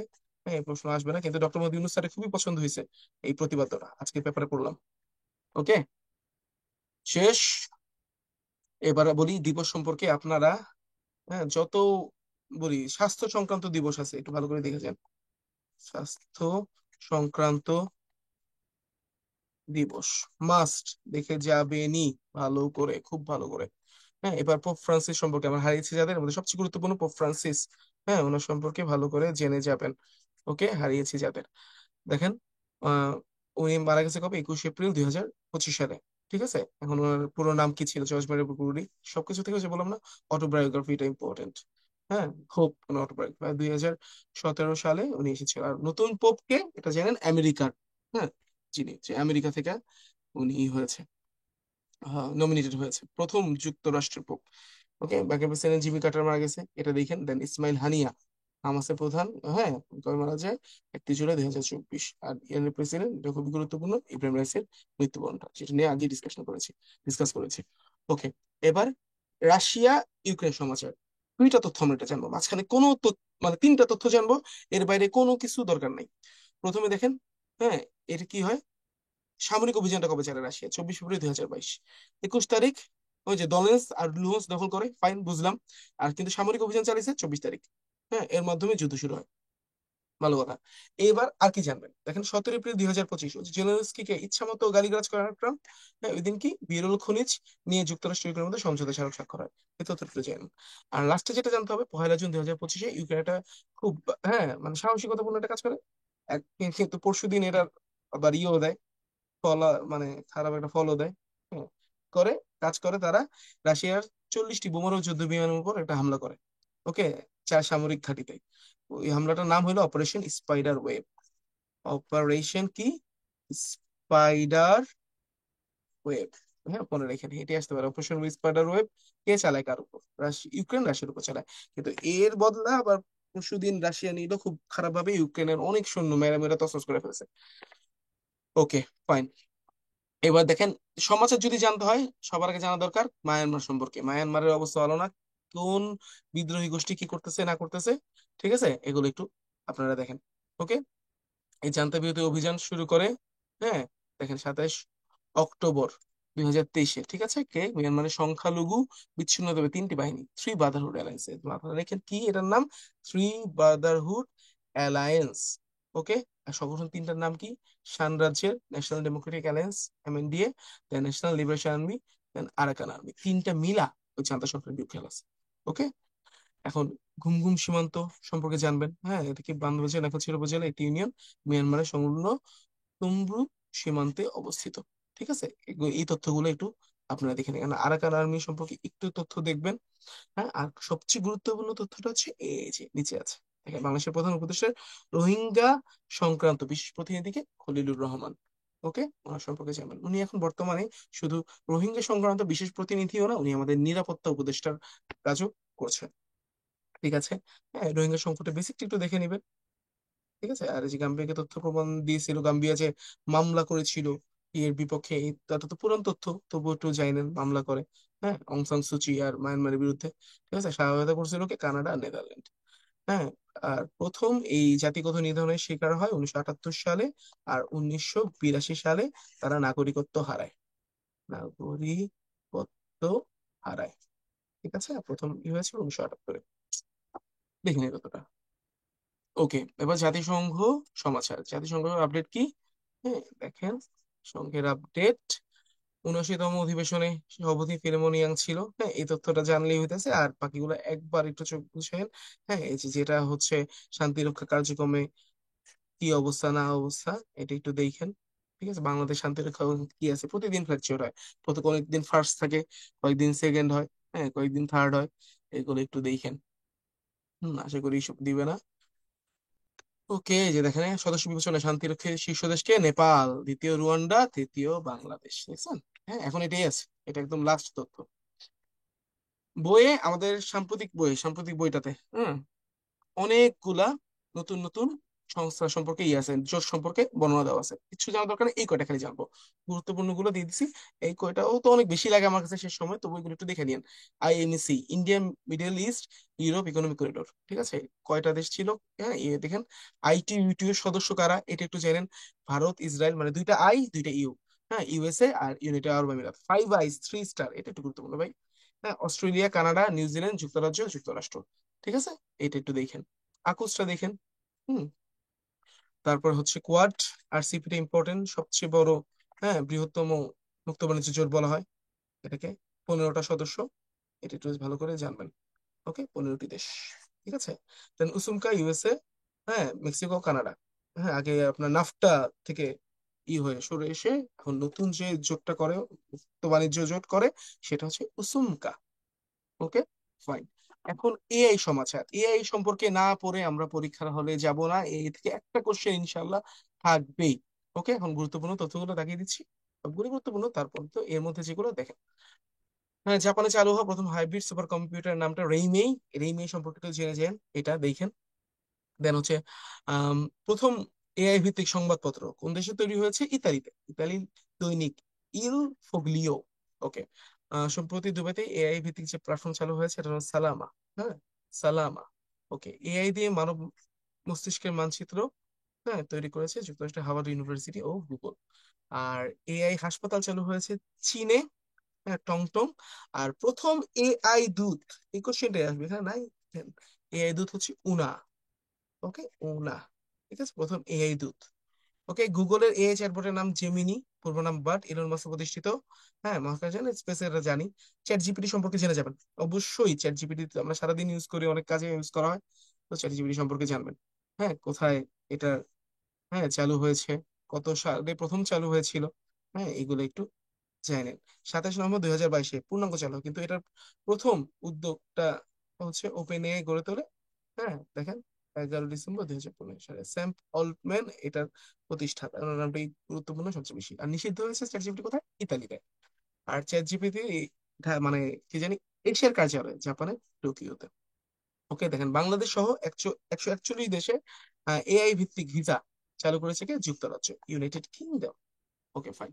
গেল। আর এবার একেবারে সবগুলা যে গুরুত্বপূর্ণ গুরুত্বপূর্ণ, মানে চ্যাটের চ্যাট জিপিটি টাইপ, হ্যাঁ, যত এআই চ্যাটবট একসাথে তুলে ধরা হয়েছে, দেখবেন ডিপসিক সম্পর্কে অবশ্যই জেনে যাবেন। একদম আমেরিকার, হ্যাঁ, নাসডাক কাঁপাই দিছিল ডিপসিক। হ্যাঁ, 10 জানুয়ারি 2025 সালে হয় কোম্পানি ডিপসিকই প্রতিষ্ঠা হয় 2023 সালে। আর প্রতিষ্ঠাতা খুবই খুবই গুরুত্বপূর্ণ, লিয়ান ওয়েন ফ্যাং। ওকে, সদর দপ্তরটা দেখেন, হাউচু। হুম, চীন। চ্যাট জিপিটিতে দেখবেন, মাত্র বলে আসলাম, Open AI company, Sam Altman প্রতিষ্ঠাতা, সান ফ্রান্সিসকোতে সদর দপ্তর। জেমিনি, গুগলের, হ্যাঁ, গুগলের প্রতিষ্ঠাতা তো হয়েছে 1998 সালে, ল্যারি পেজ আছে স্যাক্রেবিন, ক্যালিফোর্নিয়া, যুক্তরাষ্ট্রের সদর দপ্তর। গ্রোক 3, গ্রোকটা কার? ইলন মাস্কের ব্যক্তি মালিকানাধীন। হ্যাঁ, 17 ফেব্রুয়ারি 2025 চালু হয়। হ্যাঁ, এক্স এ আই, ওর নামই x A I. Okay, Elon মাস্কের ক্যালিফোর্নিয়া, যুক্তরাষ্ট্রের সদর দপ্তর। ফাইন, এগুলো দরকার নেই। এবার কয়েকটা দেশের সমাচার, খুব অনেক তথ্য দেওয়া থাকে সব বইয়ে, আমাদের বইও আছে অনেক তথ্য, আর দরকার নেই, কয়েকটা গুরুত্বপূর্ণ জিনিস দিছি, এগুলো সম্পর্কে জেনে যাবে। এটা পড়লেই এখান থেকে আসবে, এবারে আসবে না ইনশাল্লাহ। ভারতের যে তথ্যটা জানতে হবে, ভারতের প্রথম উলম্ব রেল সেতু নিউ পাম্বান ব্রিজ। ওকে, এটা সম্পর্কে জানবেন না, ব্রিজটার নাম কি? New Pamban bridge. Pamban bridge কোথায় অবস্থিত, কোন এলাকায়, কিচ্ছু জানার দরকার নেই, ব্রিজটার নাম জানেন। এশিয়া বুক অফ রেকর্ডস থেকে বিশ্বের প্রথম কার্বন নিরপেক্ষ সেতু শিশু হয়েছে কে? আদাভি, তামিলনাড়ু, ভারতের ওনার বাড়ি। আর বাংলাকে ধ্রুপদী ভাষার মর্যাদা দেওয়া হয়েছে, বাংলা সহ আরো 5টি ভাষায় এই মর্যাদা পাইছে। ওকে, 3 অক্টোবর 2024। মালদ্বীপ থেকে সেনা প্রত্যাহার, হ্যাঁ, খুবই গুরুত্বপূর্ণ। মুচি বলছে তোমার কোনো সেনাবাহিনীর দরকার নেই, তোমার নিয়ে যাও। কবে করছে? 12ই মার্চ 2024। মজা কাহিনী জানেন? 1972 সালে 12ই মার্চই সেনা প্রত্যাহার করেছিল ভারত বাংলাদেশ থেকে। দেখেন, 12ই মার্চ 12ই মার্চ কেমনি মিলা যায়, ম্যাজিক। দেন চীন, চীন সমাচার। চীনের কি কি জানবো আমরা? নৌঘাঁটি তৈরি করতে চাই কোথায়? দক্ষিণ কম্বোডিয়ায়। ওকে, ঠিক আছে। দেন বিল্ট এন্ড রোড ইনিশিয়েটিভ সম্পর্কে একটু জেনে নিন। এনাফ। হ্যাঁ, কিভাবে কি কোন দিক দিয়ে যাবে না যাবে, পুরান তথ্য তো বোঝেন, ঠিক আছে। হ্যাঁ, G7 build and road initiative পাল্টা যে একটাই করছে, এটা PGII। ফাইন। এখন যুক্তরাষ্ট্রের সম্পর্কে আমরা জানবো, যুক্তরাষ্ট্র সমাচার। 3 এপ্রিল 2025 গোল্ড কার্ড নাগরিকত্ব জারি করে ট্রাম্প। ওকে, গোল্ডেন ডোম বানাইতেছে কি? গোল্ডেন ডোম যুক্তরাষ্ট্রের আকাশ প্রতিরক্ষা ব্যবস্থা। আয়রন ডোম হইলো ইসরায়েলের, গোল্ডেন ডোম যুক্তরাষ্ট্রের। সম্প্রতি যুক্তরাষ্ট্র সরকার ট্রাম্প বিক্ষোভের নাম, হ্যাঁ, 50-50, হ্যাঁ, 50501। ওকে, আরেকটা হচ্ছে No Kings Day. No Kings Day, এই দুইটা সম্পর্কে জানেন। ওকে, গোল্ড কার্ড হচ্ছে একই বললাম তো কিছুক্ষণ আগে, ডব্লিউএইচও থেকে, হ্যাঁ, বের হওয়ার প্রক্রিয়া শুরু করে 20 জানুয়ারি 2025। আর আনুষ্ঠানিকভাবে কবে বের হয়ে যাবে? 2026 সালে, সেটা আমরা জানছি। 27 জানুয়ারি প্যারিস জলবায়ু চুক্তি থেকে আনুষ্ঠানিকভাবে বের হয়ে যাবে 27 জানুয়ারি 2026। এটা দেখেন, ডব্লিউএইচও এটা বেশি গুরুত্বপূর্ণ আপনাদের জন্য। দেন ক্যালিফোর্নিয়া দাবানল ছড়িয়ে পড়ে সান্তা মনিকা পর্বত এলাকায়, ঠিক আছে। খুবই গুরুত্বপূর্ণ, এটা ভালো লাগবে না। হ্যাঁ, দেন 60তম নির্বাচন অনুষ্ঠিত হয় 5 নভেম্বর 2024। মোট ইলেকট্রাল ভোট ছিল 538টা, ট্রাম্প পাইছে 312টা। এর বাইরে কোনো তথ্য জানা দরকার নেই। এরপর আমরা একটু ট্রাম্পের প্রশাসন সম্পর্কে একটু জেনে নিই, প্রশ্ন চলে আসতে পারে। রানিং মেট কে? হ্যাঁ, জেডি ভ্যান্স, যে লোক ট্রাম্পের সঙ্গে বৈশা কারে গালি মারে, ওই যে জেলেনস্কি কে ইচ্ছা মতো বকাঝকা করলো। হ্যাঁ, ওকে, ঠিক আছে। পররাষ্ট্রমন্ত্রী মার্ক রুবিও, এই দুজন খুবই গুরুত্বপূর্ণ। অর্থমন্ত্রী স্কট বেসেন্ট। ওকে, দেন প্রতিরক্ষা মন্ত্রী পিট হেগসেথ। ওকে, দেন আর কি, প্রতিনিধি স্পিকার, এনাফ। ওকে, কতিপয় আদেশ দেখেন, জলবায়ু 38টি নীতি বাতিল করছে বাইডেনের। হ্যাঁ, জন্মসূত্রের নাগরিক এই জিনিসটা, হ্যাঁ, বাতিলের আদেশ জারি করেছে। ডব্লিউএইচও থেকে প্রত্যাহার, জানি, ওই জলবায়ু যুদ্ধ থেকে প্রত্যাহার। ওকে, ফাইন। এবার কি কি জানলাম আমরা? ভারত চীনের আবার চলে আসে, এটা একই জিনিস। ওকে, এবার কি আমাদের লাস্ট টপিক, এক নজরে। হ্যাঁ, এক নজরে আমরা গুরুত্বপূর্ণ বিষয়গুলো আন্তর্জাতিক জানবো। লাস্ট টপিক তো না, যে সিভিল সার্ভিসের গড়পত্তন নাকি সাম্প্রতিকের শেষ, হ্যাঁ, টপিক দেখেন। গোল্ডেন ভিসা আবার চালু করেছে এক দেশ, সেটা হচ্ছে স্পেন। জানেন? হ্যাঁ, রাশিয়া তালেবানের উপর সন্ত্রাসী তকমা করে তুলে নিয়েছে কবে? 17 এপ্রিল 2025। সেই রাশিয়া তালেবানের জীবন অতিষ্ঠ করে দিয়েছিল 90-এর দশকে, সেই রাশিয়া এখন সন্ত্রাসী তকমা তুলে নিয়েছে। সবকিছুই বলেন, এভরিথিং ইজ বিজনেস, এটাই। তারপর দেখেন, এটা খুবই গুরুত্বপূর্ণ, খুবই খুবই খুবই গুরুত্বপূর্ণ। সম্প্রতি যে দেশ হার্দিক কূটনীতি শুরু করে, এটাকে মায়ানমার। 4 মার্চ 2025 মিয়ানমারের জান্তার প্রধান মিন অং হাইং, এটা হাই হবে, এটা ল হবে, ও রাশিয়ার প্রেসিডেন্ট ভ্লাদিমির পুতিন ক্রেমলিনে বৈঠক করে। এই বৈঠকে মিয়ানমারে একটি পারমাণবিক বিদ্যুৎ কেন্দ্র নির্মাণের চুক্তি স্বাক্ষরিত হয়। মিয়ানমারের জান্তা প্রধান ভ্লাদিমির পুতিনকে 6টি হাতি, কয়টা হাতি দেয়? 6টা হাতি উপহার দেয়, ঠিক আছে, ফাইন। এশিয়ার প্রথম সাবেক রাষ্ট্রপ্রধান হিসেবে আন্তর্জাতিক অপরাধ আদালতে বিচার সম্মুখীন হয়েছে রদ্রিগো দুতার্তে, ফিলিপাইনের। ওকে, সম্প্রতি পবিত্র কোরআন জাদুঘর, হ্যাঁ, উদ্বোধন হয়েছে কোথায়? সৌদি আরবের মক্কায়। রেডিও বেগম, আফগানিস্তানের একটা রেডিও, মহিলাদের নারীদের সম্প্রচারের জন্য। বিএলএ সম্পর্কে তো জানেন, পাকিস্তানের একটা সশস্ত্র সংগঠন। 2024 সালে প্রভাবশালী নারী, ভাই, প্রশ্নটা আসবেই। উর্সুলা ভ্যান্ডার লিয়েন, ইউরোপিয়ান কমিশনের বর্তমান প্রেসিডেন্ট। সম্প্রতি ছাত্র আন্দোলনের মুখে পদত্যাগ করেছে কোন দেশেরই প্রধানমন্ত্রী? সার্বিয়ার প্রধানমন্ত্রী মিলোসি ভুকেভিচ। কেন গুরুত্বপূর্ণ তাকিয়েছে জানেন? এই যে দেখেন, ছাত্র আন্দোলন তো বাংলাদেশে যে ঘটনাটা ঘটছে, একটা রেপ্লিকেটেড ঘটনা সার্বিয়াতে ঘটেছে। ওকে, নামটা মনে রেখেন, মিলোসি ভুকেভিচ, সার্বিয়ার, ওকে, দেশ। সম্প্রতি ঘৃণামূলক অপরাধ, হেট ক্রাইম আইন পাশ করে কি? অস্ট্রেলিয়ার পার্লামেন্ট। ওকে, রোহিঙ্গাদের বিরুদ্ধে গণহত্যা, মানবতার অপরাধে অভিযোগে, হ্যাঁ, মিনুং হাইটকে কি করে? গৃহবন্দী অং সান সুচির বিরুদ্ধে গ্রেপ্তারি পরোয়ানা জারি করে কারা? গ্রেপ্তারি পরোয়ানা জারি করেছে আর্জেন্টিনার একটা আদালত। ওকে, এটা একটা পর্বতকে, পর্বতের নামটা দেখে নিন। পর্বতকে তারা কি করেছে, নিউজিল্যান্ডের মানুষ হিসেবে স্বীকৃতি দিয়েছে। বিশ্বের কত দেশে নাগরিকদের থেকে গুরুত্বপূর্ণ জন্মসূত্র দেয় 30টা। হ্যাঁ দেখেন, এটা ইম্পর্টেন্ট। 17 জানুয়ারি 2025, 20 বছর মেয়াদী কৌশলগত প্রতিরক্ষা চুক্তিতে স্বাক্ষর করে রাশিয়া। রাশিয়া কি করলো, দেখাই দিল। এই যে ইরানের যে 3টা পারমাণবিক কেন্দ্রে হামলা হয়েছে না, রাশিয়া বলছে যে হামলা টামলা যা হয়েছে হয়েছে, কোনো সমস্যা নেই, আমরা নতুন ভাবে পারমাণবিক মানে ইউরেনিয়াম, হ্যাঁ পারমাণবিক করবো না, ইউরেনিয়াম করবো রাশিয়া ইরানকে। ঠিক আছে। সান্তানি পর্যটন কেন্দ্র খুবই গুরুত্বপূর্ণ গ্রিসে। হ্যাঁ। দেন জাতিসংঘ নিরাপত্তা পরিষদের নতুন মিশনের অনুমোদন দিয়েছে সোমালিয়া, এটা অতটা। হ্যাঁ এটা দেখেন। দেন বিশ্বের প্রভাবশালী তো আমরা দেখলামই। ক্যান্সার প্রতিরোধে সক্ষম টিকা আবিষ্কার করে রাশিয়া, এটা দেখেন। দেন স্থাপত্যের রাজধানী কোপেনহেগেন ডেনমার্ক, গুরুত্বপূর্ণ 2023 থেকে 25 এই বছরগুলোর। টাইম ম্যাগাজিনের বর্ষসেরা ব্যক্তিত্ব ডোনাল্ড ট্রাম্প এসেই পড়তে পারে, ক্ষমতাধর নাই তো দেখলামই। জিম্বাবুয়ের নতুন মুদ্রা, জিম্বাবুইয়ান গোল্ড। ওকে। আর সম্প্রতি একটা দেশ অন্য যে কোনো দেশের পতাকা তোলা নিষিদ্ধ করেছে, এটা হচ্ছে ডেনমার্ক। প্রথম পতাকা বিশ্বের ডেনবুর্গ, ডেনবুর্গ। ওকে, ওই পতাকা যারা বানায় তারাই অন্য দেশের পতাকা কিছু দরকার নাই। অক্সফোর্ডের বর্ষসেরা শব্দ ব্রেন রট। ওই যে দেখেন না, যে মোবাইল টিপা টিপি সারাদিন রিলস দেখা, হ্যাঁ মানে অপ্রাসঙ্গিক কাছে নিজের জীবন নষ্ট করা, এটাই হচ্ছে ব্রেন রট, ব্রেন পচন ধরা। ওকে, বাংলাদেশ ভুটানে বিশ্ব ব্যাংকের কান্ট্রি ডিরেক্টর একজন লোক, দৌলে শেখ। হ্যাঁ ওনার নামটা দেখেন। মানবাধিকার দিবসে, ওটা 24 সাল, ইম্পর্টেন্ট না। দেন মুসলিম বিবাহের স্বীকৃতি দেওয়া দেশ নতুন কে, দক্ষিণ আফ্রিকা। ওকে। শান্তি কমিশনের প্রধান দেখেন, চ্যাপিয়রে ক্রুইস। হ্যাঁ, আর মানবাধিকার কমিশন ভাই খুবই গুরুত্বপূর্ণ। হাই কমিশন ভলদারকার টুর, ভলকার টুরের নামটা না দেখা না যাই আমরা। ওকে। আর এটা খুবই গুরুত্বপূর্ণ একটাই, সম্প্রতি চাগস দ্বীপপুঞ্জ মরিশাসের কাছে ফিরিয়ে দিয়েছে কে, যুক্তরাজ্য। মানে চাগস দ্বীপপুঞ্জ স্বাধীনতা পায়। 68 থেকে দ্বীপপুঞ্জটা দখল করে রাখছে। হ্যাঁ নিজে তার এই দ্বীপপুঞ্জে কি আমেরিকা কি আছে, সামরিক ঘাঁটি আছে। ঠিক আছে। ওকে। এটা দেখেন 3 অক্টোবর 2024 এটা বের করেছে। সেরা দেখেন পাখি এগুলো থেকে না, ওই যে ভূমি মাইন ব্যাপার, এটা গুরুত্বপূর্ণ তথ্যটা। হ্যাঁ, ভূমি মাইন সর্বাধিক ব্যবহৃত হয় কোন দেশে, এটা একটু দেখবেন আপনারা। হ্যাঁ এটা ব্যবহার হয়ে হচ্ছে আপনার মিয়ানমারে। গুম প্রতিরোধ দিবস, এই প্রশ্নটা এবার আসবেই কবে। হ্যাঁ 30 আগস্ট। ওকে। ঠিক আছে। আর বাংলাদেশ কততম দেশ হিসেবে গুম সনদে স্বাক্ষর করে, মায়ের ডাক। হ্যাঁ বাংলাদেশে যারা গুম হয়েছে তাদের সংগঠন, এটা তো আমরা যখন বাংলাদেশি ক্লাস নিয়েছি তখন বলেছি, এগুলো ভালো করে অবশ্যই অবশ্যই দেখে যাবেন। হ্যাঁ আর এই যে অরুন্ধতী রায়ের বইটা দেখেন, মেরি মাদার কামস। ওকে। তো তো বাদ দরকার নাই। সবচেয়ে বড় বিমানবন্দর নির্মিত হচ্ছে, তো দেখেন এগুলা। এরপরে মুসলিম নিরাপত্তা পরিষদ বেশি ভেটো প্রদানকারী রাশিয়া। ওকে। দেন সোফরটা দেখেন, হ্যাঁ সিকিউর ওভারনাইট। ঠিক আছে, ফিনান্সিয়ালি এটা দেখবেন।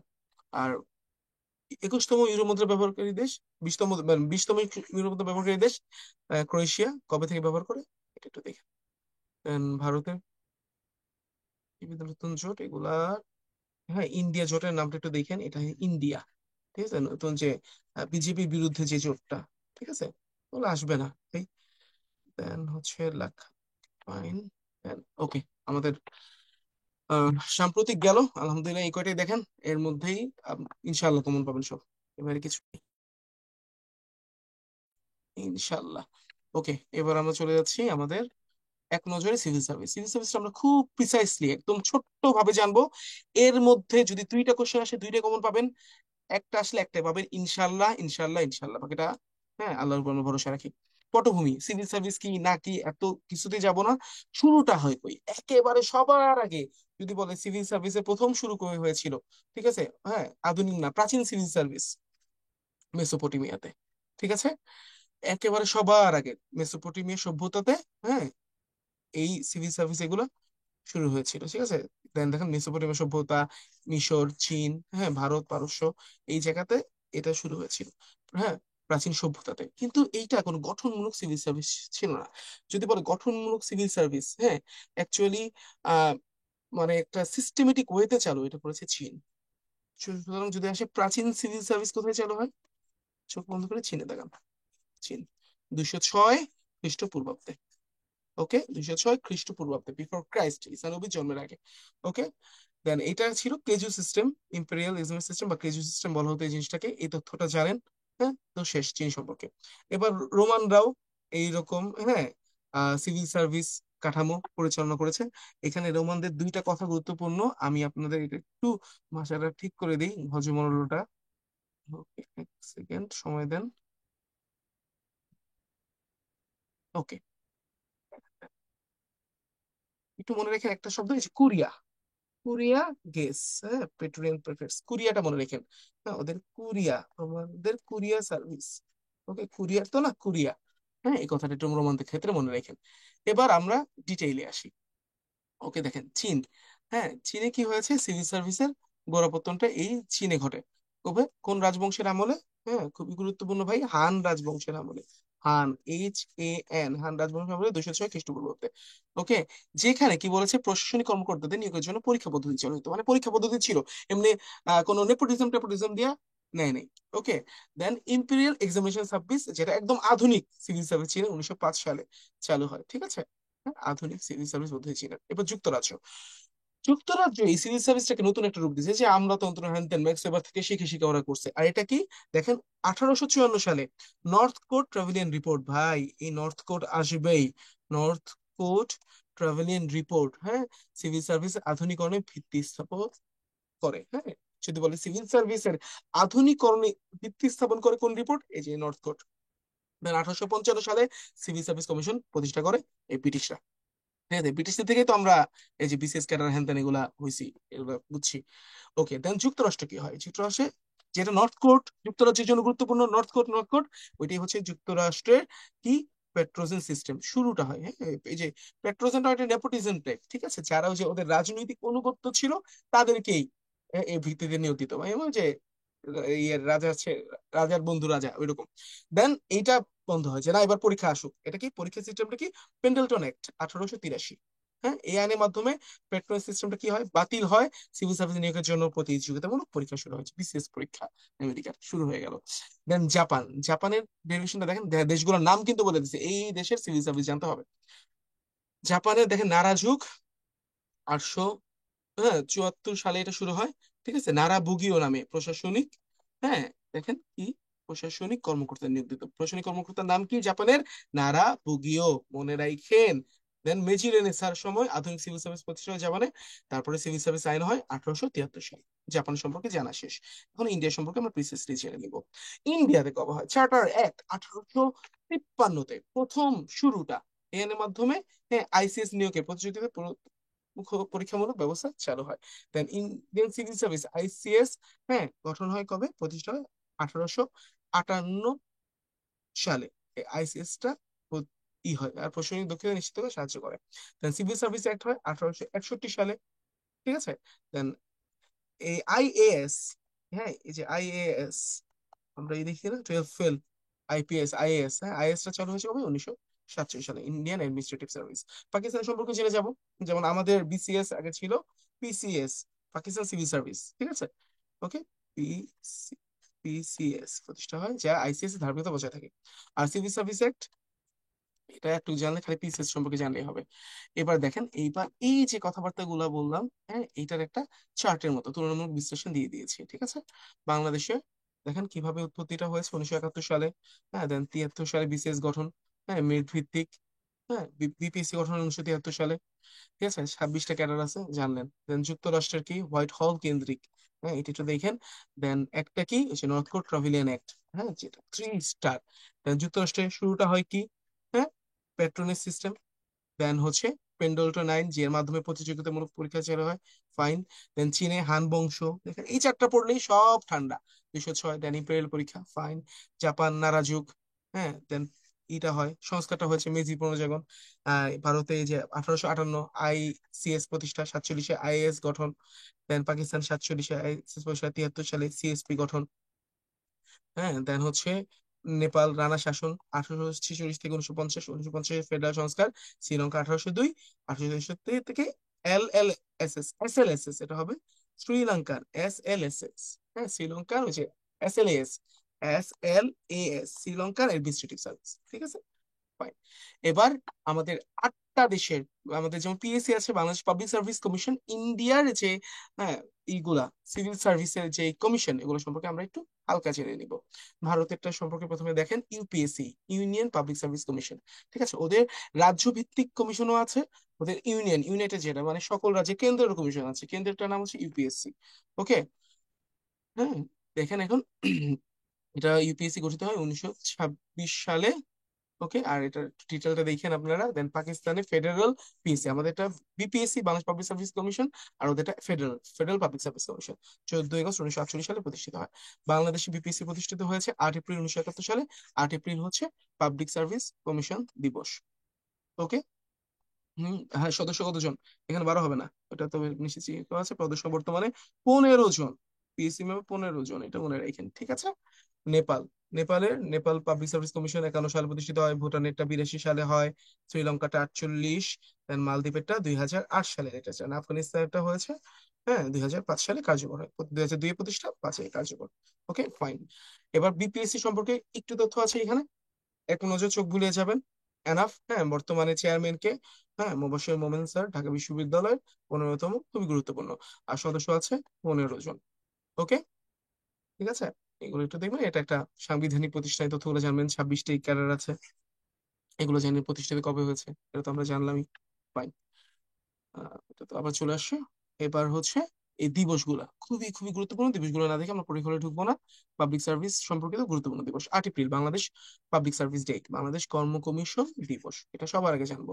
দেন 1 সেপ্টেম্বর বাংলাদেশ সিভিল সার্ভিস দিবস। একটু বুঝছেন, পাবলিক সার্ভিস হচ্ছে যে কোনো সরকারি চাকরি, এটা ক্যাডার হোক নন ক্যাডার হোক যেটা হতে পারে, এটাই পাবলিক সার্ভিস। আর পিএসসি তো শুধু বিশেষ ক্যাডারই বানায় না। হ্যাঁ, একটা পরীক্ষা হয় না, ওখানে তো আপনার নন ক্যাডার পরীক্ষা হয়। তাই এই 8 এপ্রিল ক্যাডার নন ক্যাডার সবার সবার দিবস, এটা হলো পাবলিক সার্ভিস, পাবলিক, হ্যাঁ, কি জানি, পিএসসি দিবস, বাংলাদেশ সরকারি কর্ম কমিশন দিবস। ওকে। ঠিক আছে, সরি, পিএসসি দিবস। ওকে। আর 1 সেপ্টেম্বর হলো বাংলাদেশ সিভিল সার্ভিস দিবস, যেটা শুধু বিসিএস ক্যাডারদের সিভিল সার্ভিস। 23 জুলাই জাতীয় পাবলিক সার্ভিস দিবস, এই যে যেটা বলতেছিলাম, আপনার ক্যাডার নন ক্যাডার সবার, আমি লিখে দিই ক্যাডার প্লাস নন ক্যাডার সবার দিবস, জাতীয় পাবলিক সার্ভিস দিবস 23 জুলাই। আর 23 জুন আন্তর্জাতিক পাবলিক সার্ভিস দিবস। ওকে। এই 1 সেপ্টেম্বর খুবই গুরুত্বপূর্ণ, 8 এপ্রিল খুবই গুরুত্বপূর্ণ, 23 জুন। ঠিক আছে। ওকে। দ্যাটস 23 জুন বেশি গুরুত্বপূর্ণ, কারণ যে সিভিল সার্ভিস গণপ্রজাতন্ত্র তো আন্তর্জাতিকই। ওকে, দিয়ে দিবে। তো এই ছিল আমাদের আজকের ক্লাস। হ্যাঁ, সবাইকে অসংখ্য ধন্যবাদ ক্লাসটি মনোযোগ সহকারে করার জন্য।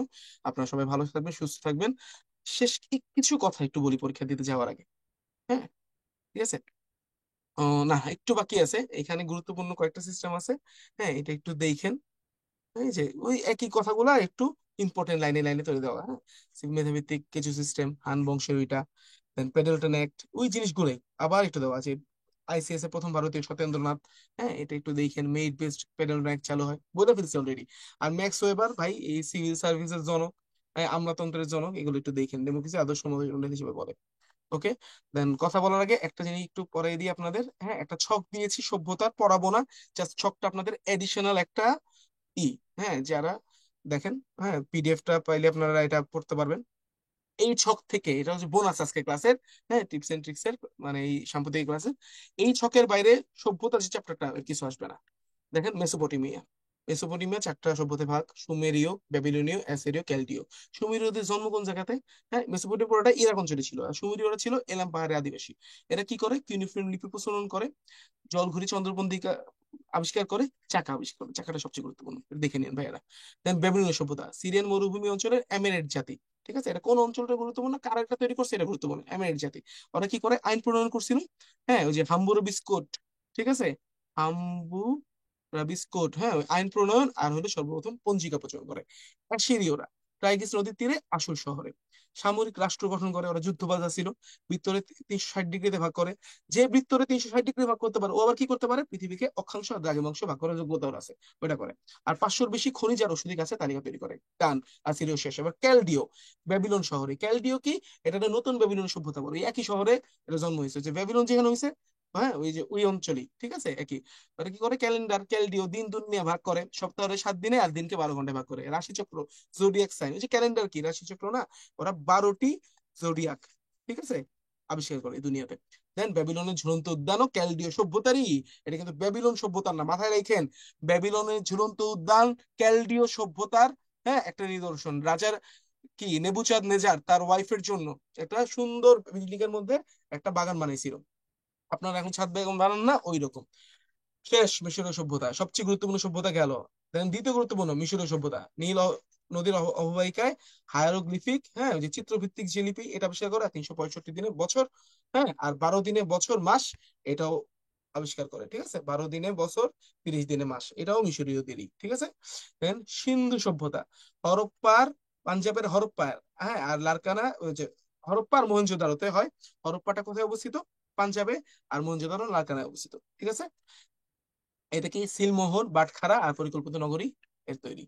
দেন হইলো ফিনিশীয় সভ্যতা, লেবানন পর্বত আর ভূমধ্যসাগর মাঝখানে বর্ণমালা 22টি ব্যঞ্জন মনে দেয় এই দুনিয়ারে, ওদের আবিষ্কার।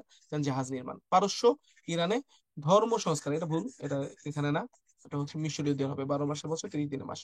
ধর্ম সংস্কার আর সুষ্ঠু দক্ষ প্রশাসনিক কি। যদি ধর্ম সংস্কার আসে, মনে রাখেন পারস্য যদি ধর্ম নিয়ে কোনো সভ্যতা কাজ করে, এটা হবে হিব্রু। অবদান কি ধর্মে, ধর্মীয় অবদান ইব্রু, ধর্ম সংস্কার পারস্য, হচ্ছে যুক্তরাষ্ট্রীয় মুসলিম ধর্ম মানে না, ওরা এরকম ধর্ম আনাইছিল, সংস্কার। আর গ্রিসে গণতন্ত্র, গণিত ও চিকিৎসা, হ্যাঁ, আর পৃথিবীর মানচিত্র অঙ্কন। পৃথিবীর মানচিত্র প্রথম অঙ্কন করে, হ্যাঁ, গ্রিকরা। ঠিক আছে। আর ওইটা পাওয়া যায় কোথায়? ব্যাবিলনের গাথুর শহরে পাওয়া যায় সেই মানচিত্রটা। একটু মনে রাখেন, গ্রিস সভ্যতা দুই ভাগে বিভক্ত, হেলেনিক আর হেলনিস্টিক। গ্রিসের মধ্যে মানে ইনার দ্য গ্রিস ম্যাপ, হ্যাঁ, গ্রিসের ম্যাপের মধ্যে যে সভ্যতা রয়েছে হচ্ছে হেলেনিক সভ্যতা, হেলেনের নামে। আর গ্রিসের বাইরে আলেকজান্ডার যখন এক এক দেশ জয় করতেছিল, এই মিশরেও, হ্যাঁ, গ্রিক সভ্যতা, মিশরের আলেকজান্দ্রিয়াতেও গ্রিক সভ্যতা প্রচলন করছে। ওইটা যে ছিল, ওইটা ছিল হেলনিস্টিক সভ্যতা। ঠিক আছে, ইউক্লিড কিন্তু এই হেলনিস্টিক লোক। ওকে, ওইখানে ওই যে আবিষ্কার করছে পিথাগোরাস, হ্যাঁ, ইউক্লিড, ওরা জ্যামিতি। ওকে, থ্যাংক ইউ সো মাচ। শেষ কথা একটু বলি, শোনেন। আপনাদের পরীক্ষায় যে সামনে, খুব মন বড় করে পরীক্ষা দিতে চান, একটু ভয় পাবেন না। হ্যাঁ, যে আল্লাহর উপর ভরসা রাখেন, লেখা আছে and whoever puts their trust in Allah and then he alone is sufficient for them, সূরা আল তালাকের একটা আপনার আয়াত। আল্লাহর উপর ভরসা রাখেন, আল্লাহই আপনার জন্য যথেষ্ট। কোনো ভয় পাওয়ার দরকার নাই, কি হবো না হবে কোনো কিছুই না, অল্প দিন পাইলাম, বেশি পড়তে পারলাম, কম পড়তে পারলাম, এগুলো কোনো কিছুই ভাইবেন না। জাস্ট আল্লাহর উপর ভরসা রাখেন, চটটুক পারেন পড়া শেষ করে যান, পড়া শেষ না হলেও টেনশন নাই, এগুলো অবশ্যই দেখেন পরীক্ষা হলে মনে আসবে। 5 বছর মেডিকেলে পড়া পড়ছেন না, মনে আসবে। দুনিয়ার দায় সম্পর্কে জানেন না, পারবেন, অঙ্কও পারবেন। হ্যাঁ, কোনো কিছুই ভাবেন না, আপনারা বাংলাদেশের সবচেয়ে মেরিটোরিয়াস লোকজন। হ্যাঁ, আপনাদের ভয় পাওয়ার কিছু নেই। মনটা বড় করে আল্লাহর নাম নিয়ে পরীক্ষার হলে ঢুকেন, ইনশাআল্লাহ দেখবেন সাহস নিয়ে ঢুকলে অর্ধেক, কয় না, হিম্মতে মারদা মাদাদে খুদা, আল্লাহ আপনাকে অর্ধেক রাস্তা পার করে দিবে। ফি আমানিল্লাহ, ভালো থাকেন, সুস্থ থাকেন, এই কয়দিন অসুস্থ হয়েন না, ভালো মতো পরীক্ষা দিতে চান। ঠিক আছে। আসসালামু আলাইকুম, সবাইকে ধন্যবাদ।